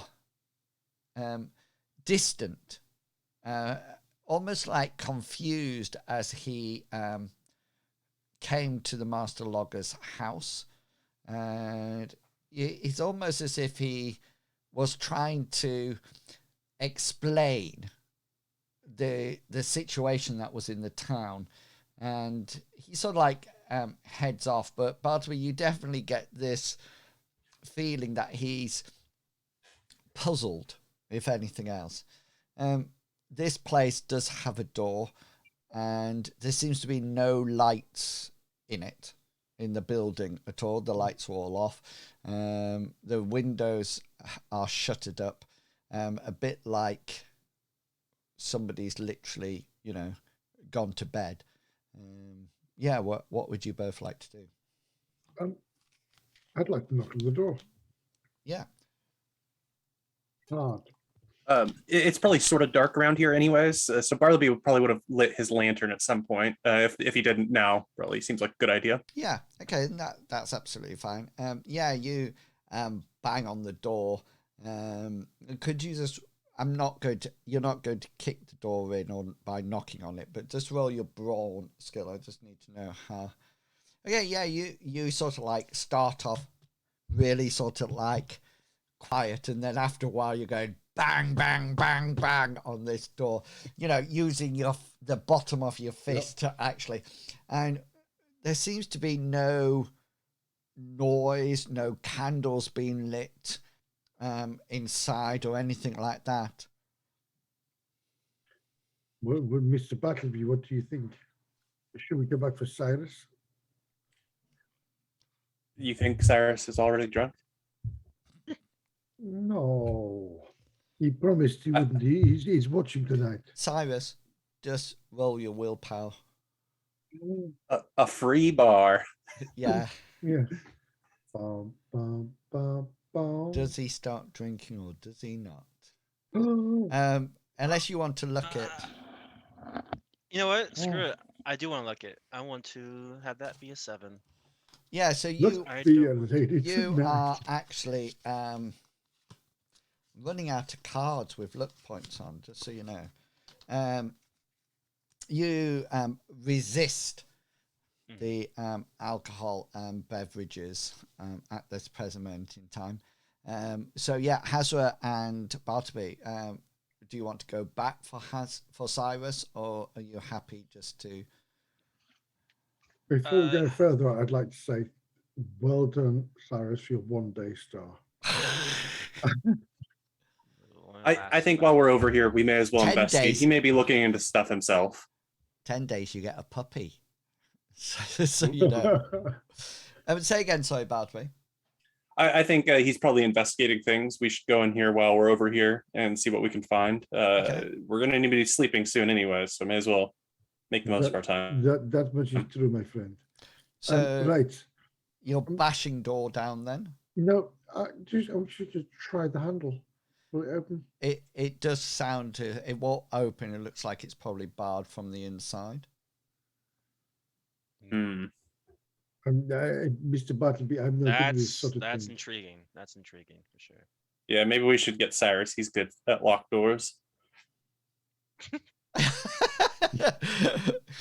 He's unlocked so many doors beforehand. From the inside out. Well, I'm bad at locked doors in every form, so. Can I have a quick look around the building? Any low windows? I mean, it's a rural town. I can't see them button up the hatches just for the sake of, there may be a bandit raid. The windows do have their shutters up. Everything's closed. Yeah. There's no sort of upstairs windows or anything. No, bungalows? There seems to be at the back. There seems to be things like there's a wagon there. There's a horse there that is busy eating or settling down to sleep. It seems that you're going to either have, if you want to get in, you're either going to bash or pick. So, and to pick, you would need... I can't pick. Right. Okay. Bash away. Bartleby, my friend, perhaps if we go back for Cyrus and Ulrich. Ulrich seems to be a very handy person with a hammer and a great axe. Hand axe, sorry. Maybe he could open this portal for us. Yeah, I mean, I'm not gonna be able to break this down if you're not feeling confident. That's fine. Ouch! Trust me, my friend. You've instilled me with power and strength before, but to up the door like this, no. In that meantime, can I do a little bit of one-on-one with Ulrich? Yes, by all means. So I'll be just staring at probably inside, probably just staring at a tankard, or not tankard, but probably a big barrel of ale, just kind of staring at it. And then I'll look at the Ulrich, kind of distract myself. Do you make that noise? Yeah. I'll look at Ulrich. So what's your deal? What's He sort of looks at you and he just says, "Deal." Yeah, it's you're obviously you're a big guy. You have really heavy armor and whatnot, but I've kind of witnessed you do some weird things. Are you also a magic user or something? Such as? I don't know. Use magic. What? Pretty simple. What have I done that you? I don't know. I kind of know something of the other day when we were attacking those I wouldn't say assassins, but bandits or whatever. You were, I don't know. You kind of look like you kind of absorbed something. Were you out then, or were you in the wagon? I think he was out at that point. At that point, I was out. Bartleby saw the weird fire. Probably told him later. Yeah. He almost like says to you, "I use no magic." Okay. So what's your theory, though? You've been quiet this entire time. What do you think is happening here? I am here to observe and learn from you fine members of the party. Sure, but you might as well have some theories, right? It's not your first tango, correct? I am quite limited in what I've seen, hence why I'm looking here. All right. Ulrich, just so you all know, Ulrich will never give. Never. Just because I know doesn't mean that he knows. All right. Well, I'm bored. You want to see what they're up to? Yeah, so either Hasra or Bartleby probably comes back for you both and leads Ulrich and Cyrus up to the doorway. Is there something? Is it something that you want? Is it the idea that you want Ulrich to bash the door down? Yeah.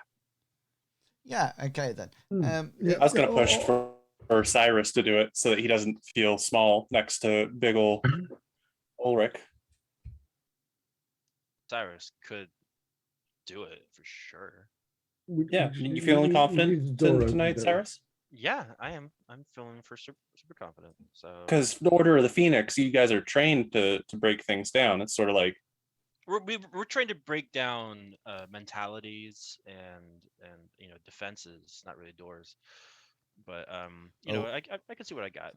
Bartleby passive aggressively baiting the bear. Ulrich. I'm going to go ahead. Ulrich says, "Are we trying to break down the door or talk philosophical about topics for the rest of the evening?" Why not both? At that point, I'm going to cast my Fireblade with my folk magic. Maybe not burn down the house. Maybe not burn it down. I'm angry. Oh, so no. Yeah. So what you need to do is that you will hit it with your weapon, and then I think does it do 1d3 additional damage? It does, yeah. Yeah. So what you need to do, I just want to get my objects up. So every object, as you know, has an armor points and amount of hit points. So this would be a normal wooden door.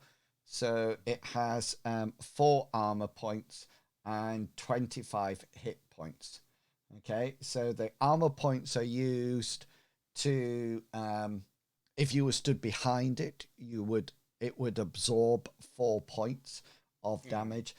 In order to break it down, so to speak, with a weapon, then you need to do a total of 25 points of damage. So what are you, is the idea that you're hitting it with your glaive? Is that what you're doing? Yeah, I'll probably get back a bit, do some cool flips and whatnot, and then make it slash towards the door. Yeah. See if I can break through some of the planks and whatnot. Yeah. So I think your glaive does 1d8. 1d10. No, it does. That's the normal one that it does. Oh, okay. But 1d8. you're a little person, so you need to roll a 1d8. That's weird. Okay. And then a 1d3. All right.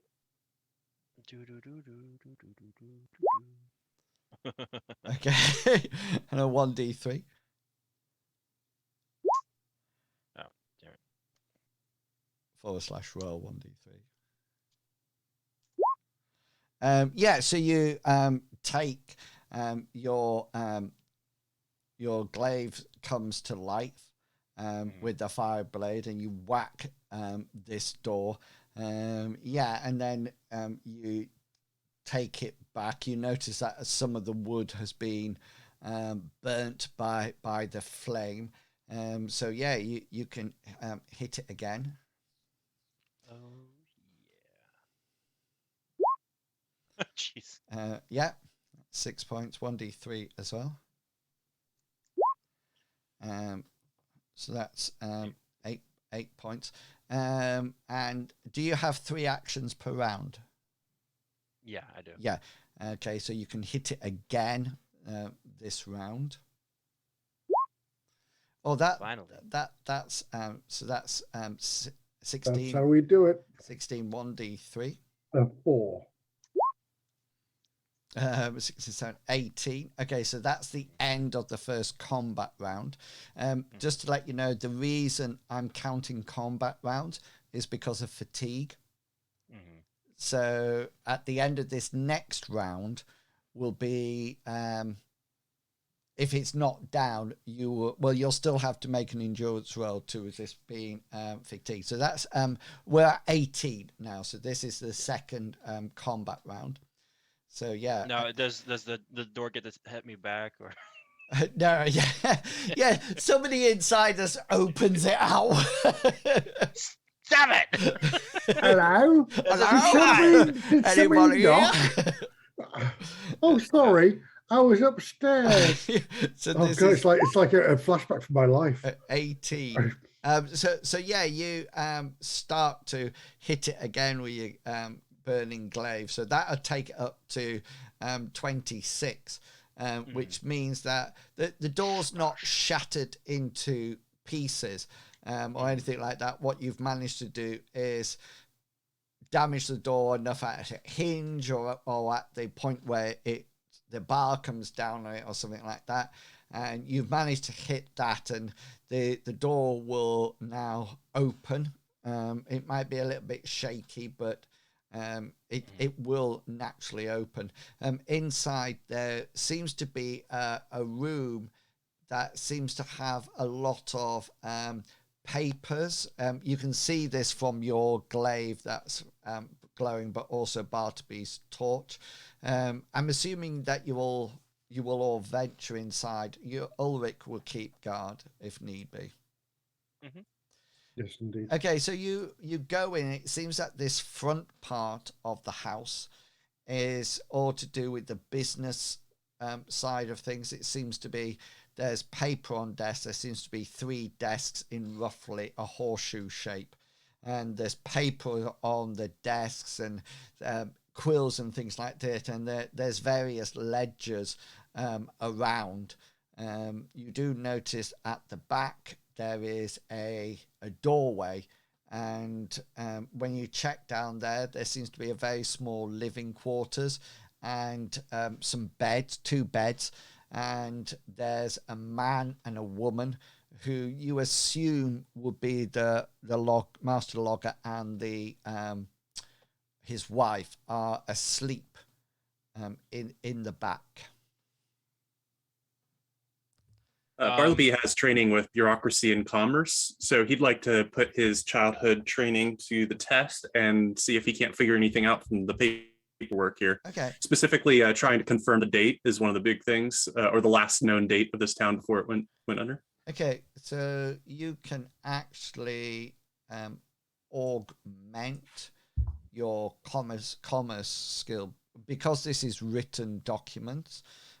You'll need a literacy skill to actually read them, but that can help you as well. So if you use your literacy to augment your commerce.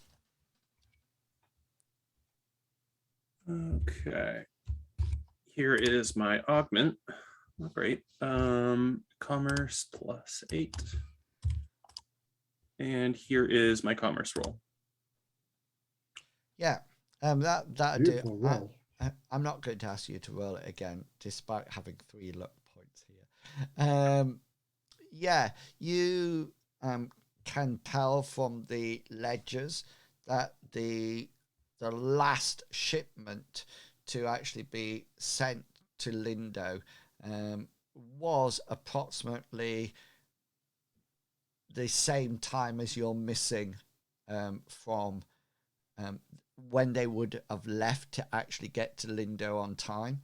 So you cross-match the date. So you think that shipment was signed out, but whether or not it actually went, you're not too sure.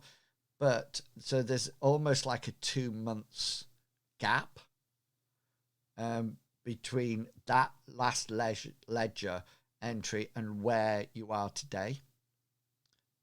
So it appears that this sleepiness has been happening for some time. I'll share that with the rest as I'm going through the paperwork. Yeah. Oh, yeah. Is there any information in the paperwork where a warehouse or the storage area, the lumber mill, whatever it might be? There does seem to be reference to a lumber mill. There's also some referencing about, there seems to be like a map plan, not of the town, but you can see there's a bit of place that is labelled Errwood, and there seems to be various crosses out in the what you would know as the forest roundabout. That could be anything from individual trees to general areas of working. Bartleby's not up on lumberjacking or anything like that. What was the other thing that you asked? Sorry, I forgot. See, actually, I think you did answer my questions here. I'm going to guess those are probably logging camps, is what Bartleby tells the rest of them. But obviously, I come from a farming family, not from this. Yeah.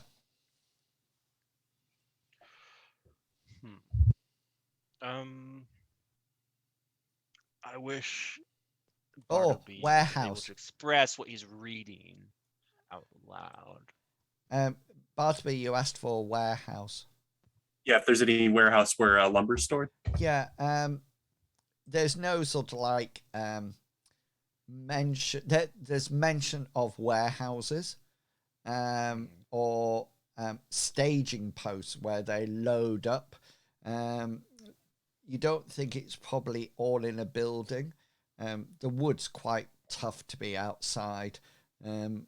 Maybe somewhere in the village, roundabout. You know, you might be able to find the last shipment that would have gone. You do get a feeling, Hasra, more so you than anybody else, that because of the light at the moment, you know, you're not going to. Hasra has track, doesn't he? I do have track. I'm more concerned, and before anybody sets out to go looking for things tonight, I will point out that the Count Bastian said that he has had no wood for 2 months, which, if you're right, Mr. Bartleby, from what you found here, would be correct with what these records show, and I do not recommend going out any further tonight. I think we should find a place to stay, and maybe just keep watch through the night. I just think that maybe we could avoid this entire endeavor if Bartleby just, healed, the Baron's problem rather than, heal his lack of wood for 2 months. No, okay. No. Nope. Can I just say I am really looking forward to the apology scene. I am so looking forward to that. All right. Yeah, I agree. We should Yeah. probably cut down and It's getting dark, and we arrived here at 5, which is 5 o'clock. And we have been on the road for so long. We do need to find either a safe place or go back to the inn. And Bartleby doesn't seem too happy about that. Why weren't you happy about sleeping at the inn, Bartleby? What else did you see there? I don't want to alarm you, Hasra, but Amriel's vision made it appear as if everybody had a blanket over them, suffocating them and trapping them in sleep. Bartleby, just so you know, you see the similar transparent blanket over the two bodies here as well. And there's a evil fog that's rolled into this area. It seems to be related to some sort of nature god, I think, but it's very unnatural, and I'm concerned for what may happen to us if we sleep within the town. We might also become infected. Of course. I could possibly do this, but Milady is not high on my priorities of people because she's not paying us. But and she has her own guards, so maybe we should pull back to our caravan and come back in daylight tomorrow morning. Yeah, that would be. Yeah, we could do that. So it's. You can sleep underneath the wagon with Brutus if it rains or anything like that. That would be an issue. So I think we should do, just in case. Ulrich, would you mind following us and staying with us tonight? Yeah, he's quite happy to do whatever the party wishes to do. It seems to be the most sensible thing rather than staying in things could happen. Ulrich says, I am controlled by the game master. I don't wish to put us in a dangerous position. Everybody hug Ulrich. Sorry, the what? What'd you say, weirdo? So is the idea that you are go back out of town to where we left the wagons and Brutus and the other wagons. Yeah. Because Milady's out there as well, isn't it? Yeah, so her wagon is actually now in the stables in here. Oh, really? That's when they were ferrying the stuff back up and down. So she's actually brought her own wagon in. Just as you're walking back just so you see, I'm just finding Bert's house. Bert. Hello, Ernie. That was quite a good impression, actually.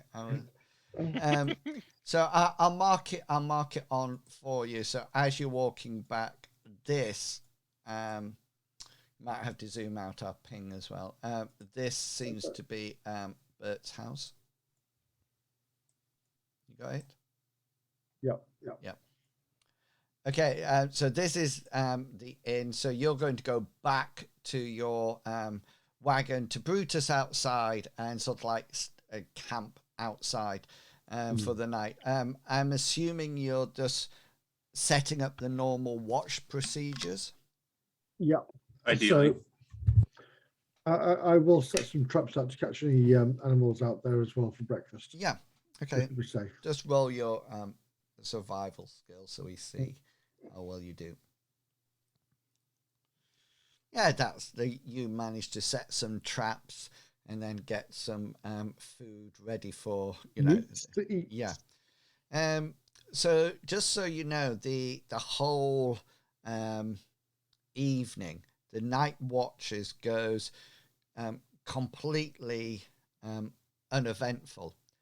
You do notice that when you wake up in the morning and you've had breakfast, etc., and the light starts to shine down, you notice that all the lanterns that were lit are no longer lit. You're not too sure from where you are in the camp whether or not they've naturally gone out or whether or not they've been put out. But you do notice that none of them are giving out light. You also notice that when you're looking at the town from a distance now, you would expect early in the morning for people to be milling around, getting ready to go to work, etc., etc. There's nothing happening at all.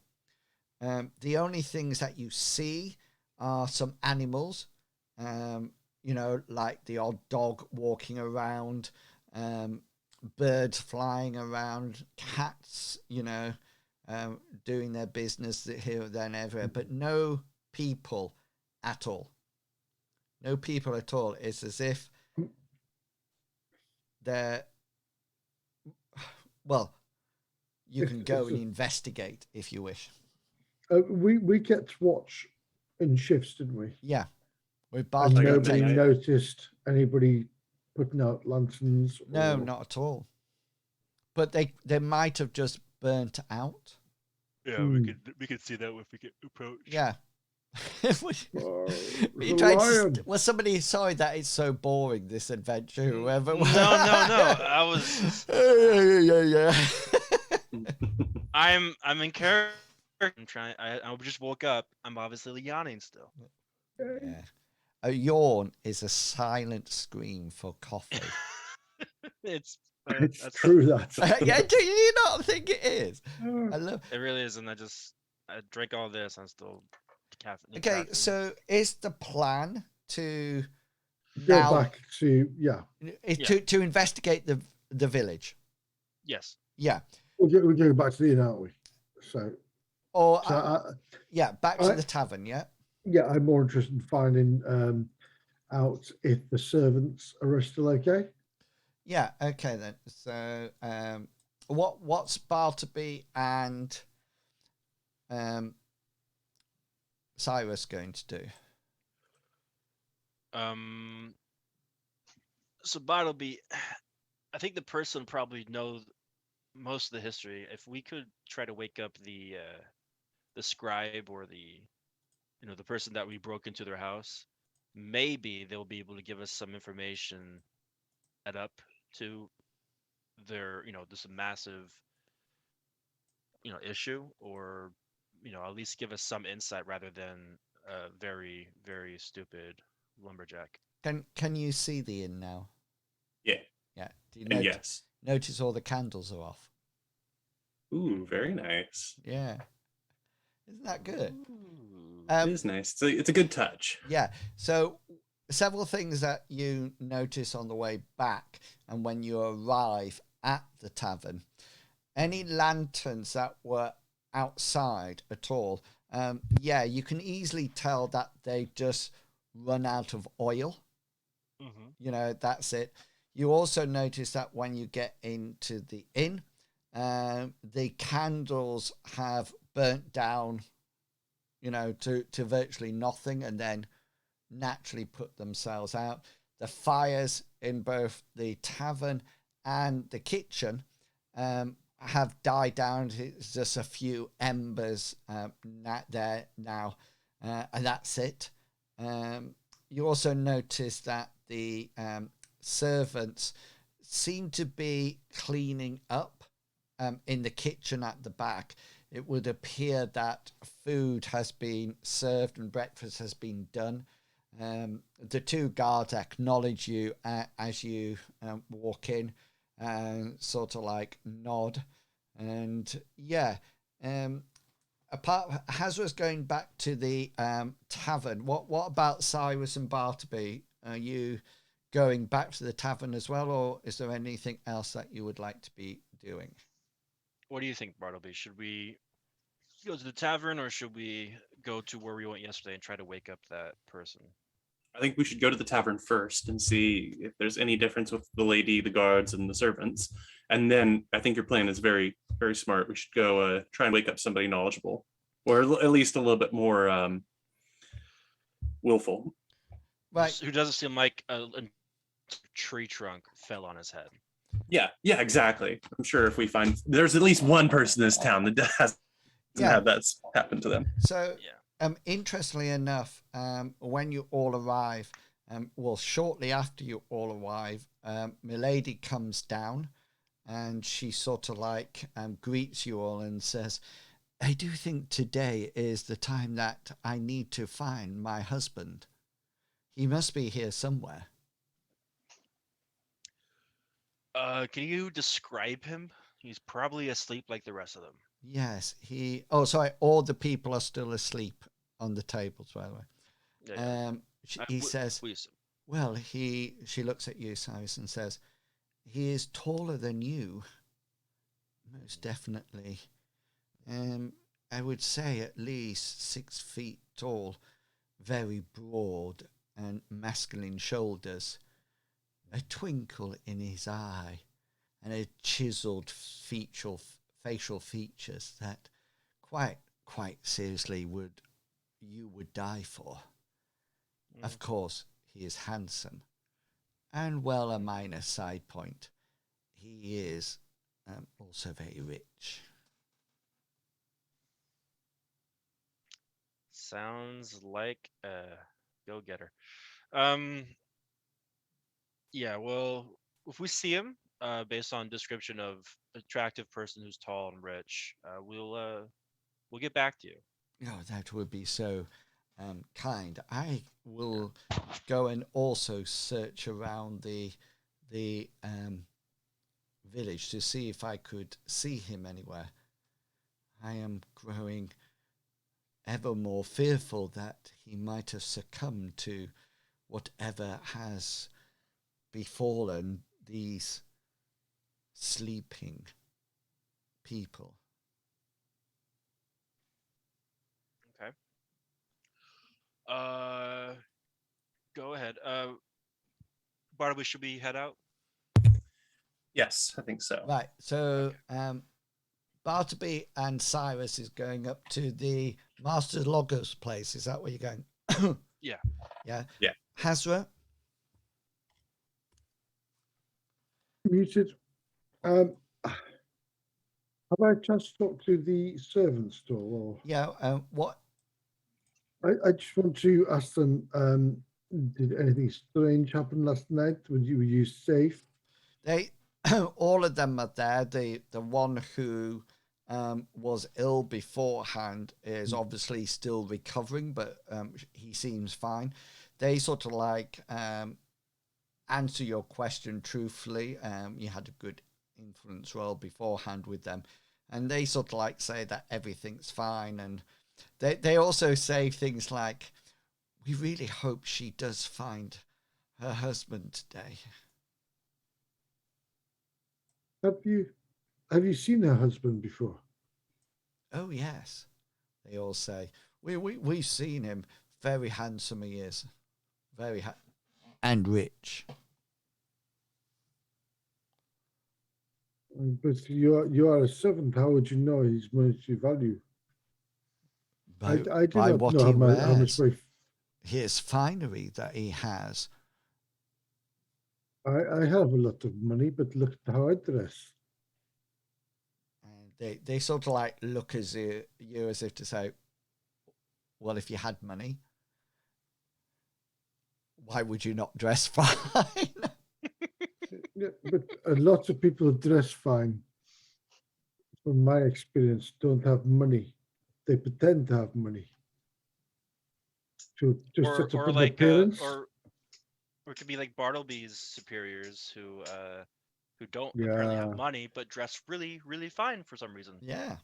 that's charity, though, isn't it? Yeah. I'm Hasra is a little bit. Well, no, he's not a little bit because he's not heard the other conversation that Bartleby had with the milady.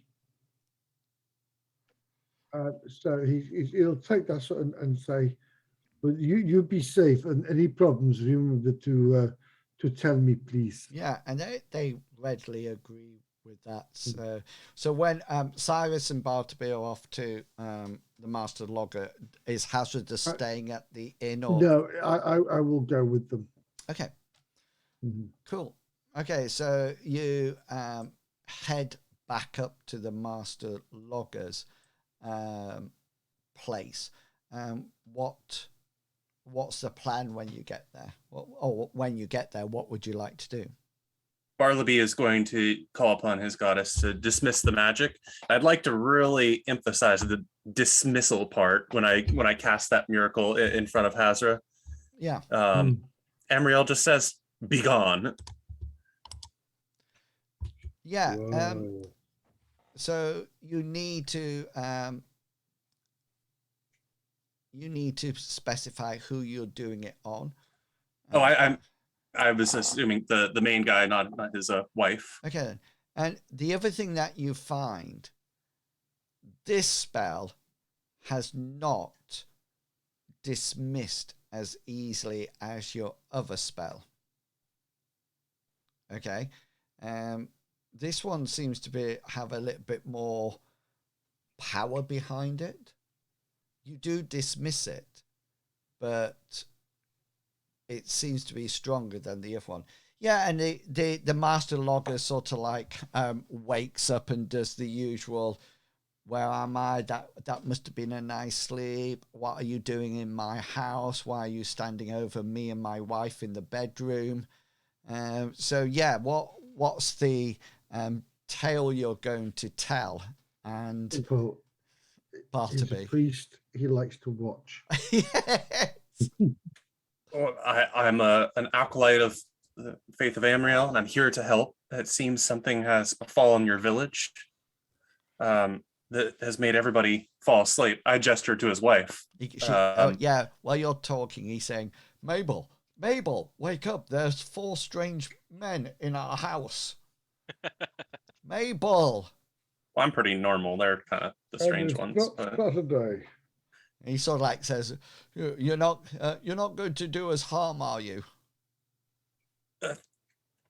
We are in service of the Church of Amriel. We would never think of harming you. We're here to help. Take Mabel. She's good at a lot of things. Take her. Spare me. We're going to spare both of you. Mabel. Once Hasra hears, he says in service of the Church of Amriel, Hasra will say, "We're also in charge. We're also in service of the of Count Bastian of Lindo." Mabel, for God's sake, wake up! I swear she could sleep through the demolishing of this whole town by a dragon. She sleeps so heavily. All right. I'm gonna butt in now. All right. So, pay attention here. Hello. Hi, sir. Cyrus with We're here. Cyrus with the wonderful influence skill. Here he goes. All right. So, you write the ledgers. You manage the books. When was the day of the big celebration for the last shipment? Yeah, so he does. What was the date? He just tells you what you already know. That the date was 2 months ago, just as you found out in the Bartleby found out in the ledger. The ledgers are not not falsified or anything like that. I didn't know if it was for sure that's 2 days.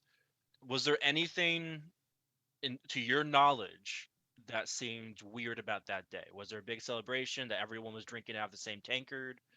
You know, anything? He sort of like says that him and Mabel are a little bit too old for celebrations. They had an early night. Mabel, he found it difficult to go to sleep because Mabel was snoring, but apart from that, nothing unusual. And Was there anybody unhappy about this, or has there been anybody frustrated with the logging? He sort of Any like naysayers? he sort of like says no and starts to ask questions like, "Has something gone wrong?" Bartleby, you give him the bad news.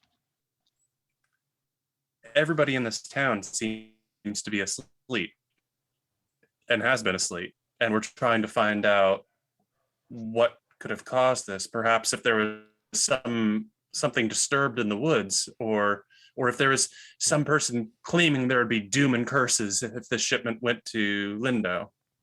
Surely there's anything you could think of that might have stood out to you, sir? All four of you make a perception check. Right. 4 because I'm making one for Ulrich as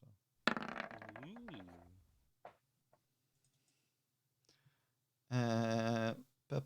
But Hasra, you've got it. I can't see Bartleby. I only pass if it's an easy. Yeah. Okay. Hasra, you hear something just as they're all talking, and you hear the scream, the scream of Milady. It's not. It's almost like a horrified scream, rather than a screech or anything like that. And it's coming from the south. The south? So outside the building? Yeah. Oh, she was at the in, wasn't she? Sorry. Yes. It's coming from almost like directly south from you. I will tell everyone. I'll be like, I just heard Milady scream. You can Should we investigate? Once Hasra says that, you can hear her screaming. She's not just going, ah! She's literally screaming at the top of her voice, then taking a big deep breath, and then screaming again. Dramatic style. Yeah, very dramatic. Oscar winning. Those were the local screaming frogs. Yeah. Oh, yeah. Do you want to follow the screams? Yes. Yes. All of you. Yes. But she's got guards. Sorry, sir. We'll be right back with the bad news. We're going to head out. Can't we take this logging person with this to make sure he's okay? He's going to slow us down way too much. I can already tell he's going to put on his slippers, and it'll take 20 minutes just to do that. And you're taking your time as it is. Yeah, let's go. Go. Okay, so you follow. Hasra leads you to down the village to the site where Milady is stood. Milady, what is wrong? Hang on a minute. I'm just getting I can't remember where I left a token. That's what I'm trying to... You left a dragon. Yeah. Oh, yeah. Where did I leave that dragon? Oh, there she is. I've got her. Just so you know, as you get there, the guards get there as well. Well, this is what I don't understand. The guards are outside a room, so why is she there? The guards aren't there with her. Well, she's actually here. Oh. And she's pointing into the house. In his house, yeah. And as you get closer, you notice that the door is off its hinges and seems to be slightly blackened, as if it looks like it's probably been hacked through with maybe some kind of sharp weapon, maybe fire, you're not too sure. And it's sort of like hanging on off its hinges at one side. It's not completely broken through, it's just hanging. And she sort of like is there. And as you approach, you notice that she's white. She's trembling, and she's pointing inside the house. And as the guards come up and sort of like the same time as you arrive and sort of like take protective positions around her. And she points inside, and as you get closer, you can see the door being ripped off with some kind of weapon or something like that. And inside, lying on his back, is Bert.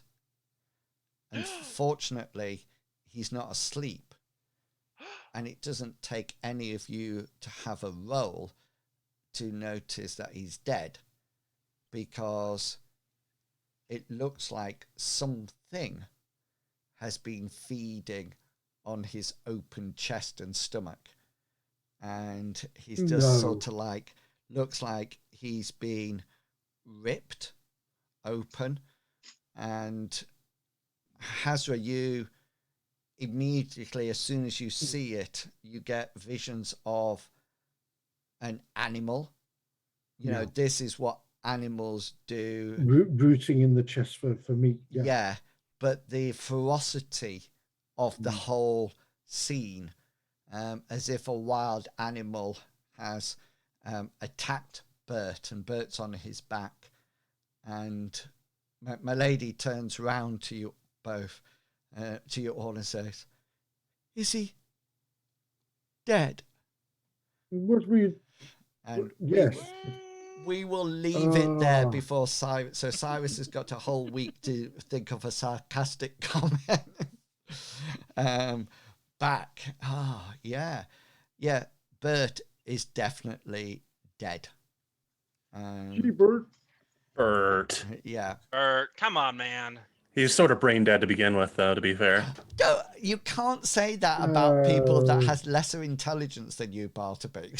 I'm not Bartleby. No, this is Pickles being a mean person. Oh, mean man. That's just who I am, you know. He can chop down trees. Yeah, that's all he could do. Well, could be worse. It could have been a pheasant. It's all he could do, yeah, because he ain't doing anything now for a while. Okay, we will leave it. It's got no wood anymore. Do you know, it still makes me laugh when I watch my channel in introduction, and the video, and I say, "Meanwhile, back at Grandma's hole." Many Maggie just burst out laughing, and then Mr. Pickles, you go, "Oh, Grandma." Grandma's. Oh. It just makes me laugh so much. Okay, thank you for coming along this evening. If you've been watching on the stream, thank you to the players as well. We've got an interesting place to start next week, and hopefully you might be piecing together what is going on. We will see later on. And has Bartleby adopted a puppy? I just think he's going to be your puppy for a long, long time, Bartleby. Gonna have to if his owner died, I'll adopt him. Yeah, you could be an animal handler and say never puts a healthy puppy down. My combat puppy. Did you sneeze? It's all right. He actually does more. The puppy does more damage than Bartleby does. Yes. You know, so brilliant. Okay, then we will hopefully be back next week. Just to let you know, in the future, we have got somebody, one of the creators of a module, coming along to GMing for us, somebody who created modules in the past, so that would be a bit like when Loz came and did Lioness. We got somebody else coming who wants to play and see what happens, so I'm looking forward to that, because playing our sandpit. Thanks for Red. There should be extra spookiness next week because of Halloween. Yeah, and then Darth says everyone has to make hard rolls. I like that. Hi, Darth. Why? We changed the standard to hard, unless you can say it in a witch's voice or something like that. A witch's voice. That was pretty good, actually. It was. Good. My little pretty. And I kill your dog as well. What'd she say? I kill your dog as well. And your little doggy. That's it, your little dog as well. And Cool. you little doggy too. I know, that's that. It sort of like went through This is calling. a variety of accents. Right, we are going to go before a dragon swoops across and kills everybody. We'll be back next week. If you're looking for some more ESO, then come along tomorrow at 2:00. And don't forget that next weekend the clocks go back. So we'll have an extra hour in bed on. Can I just have to announcements as well if possible? Oh, yes, go for it. Sure. If you want to help me decorate, pop round to my house tomorrow, please. Did you hear that, Captain? Go round.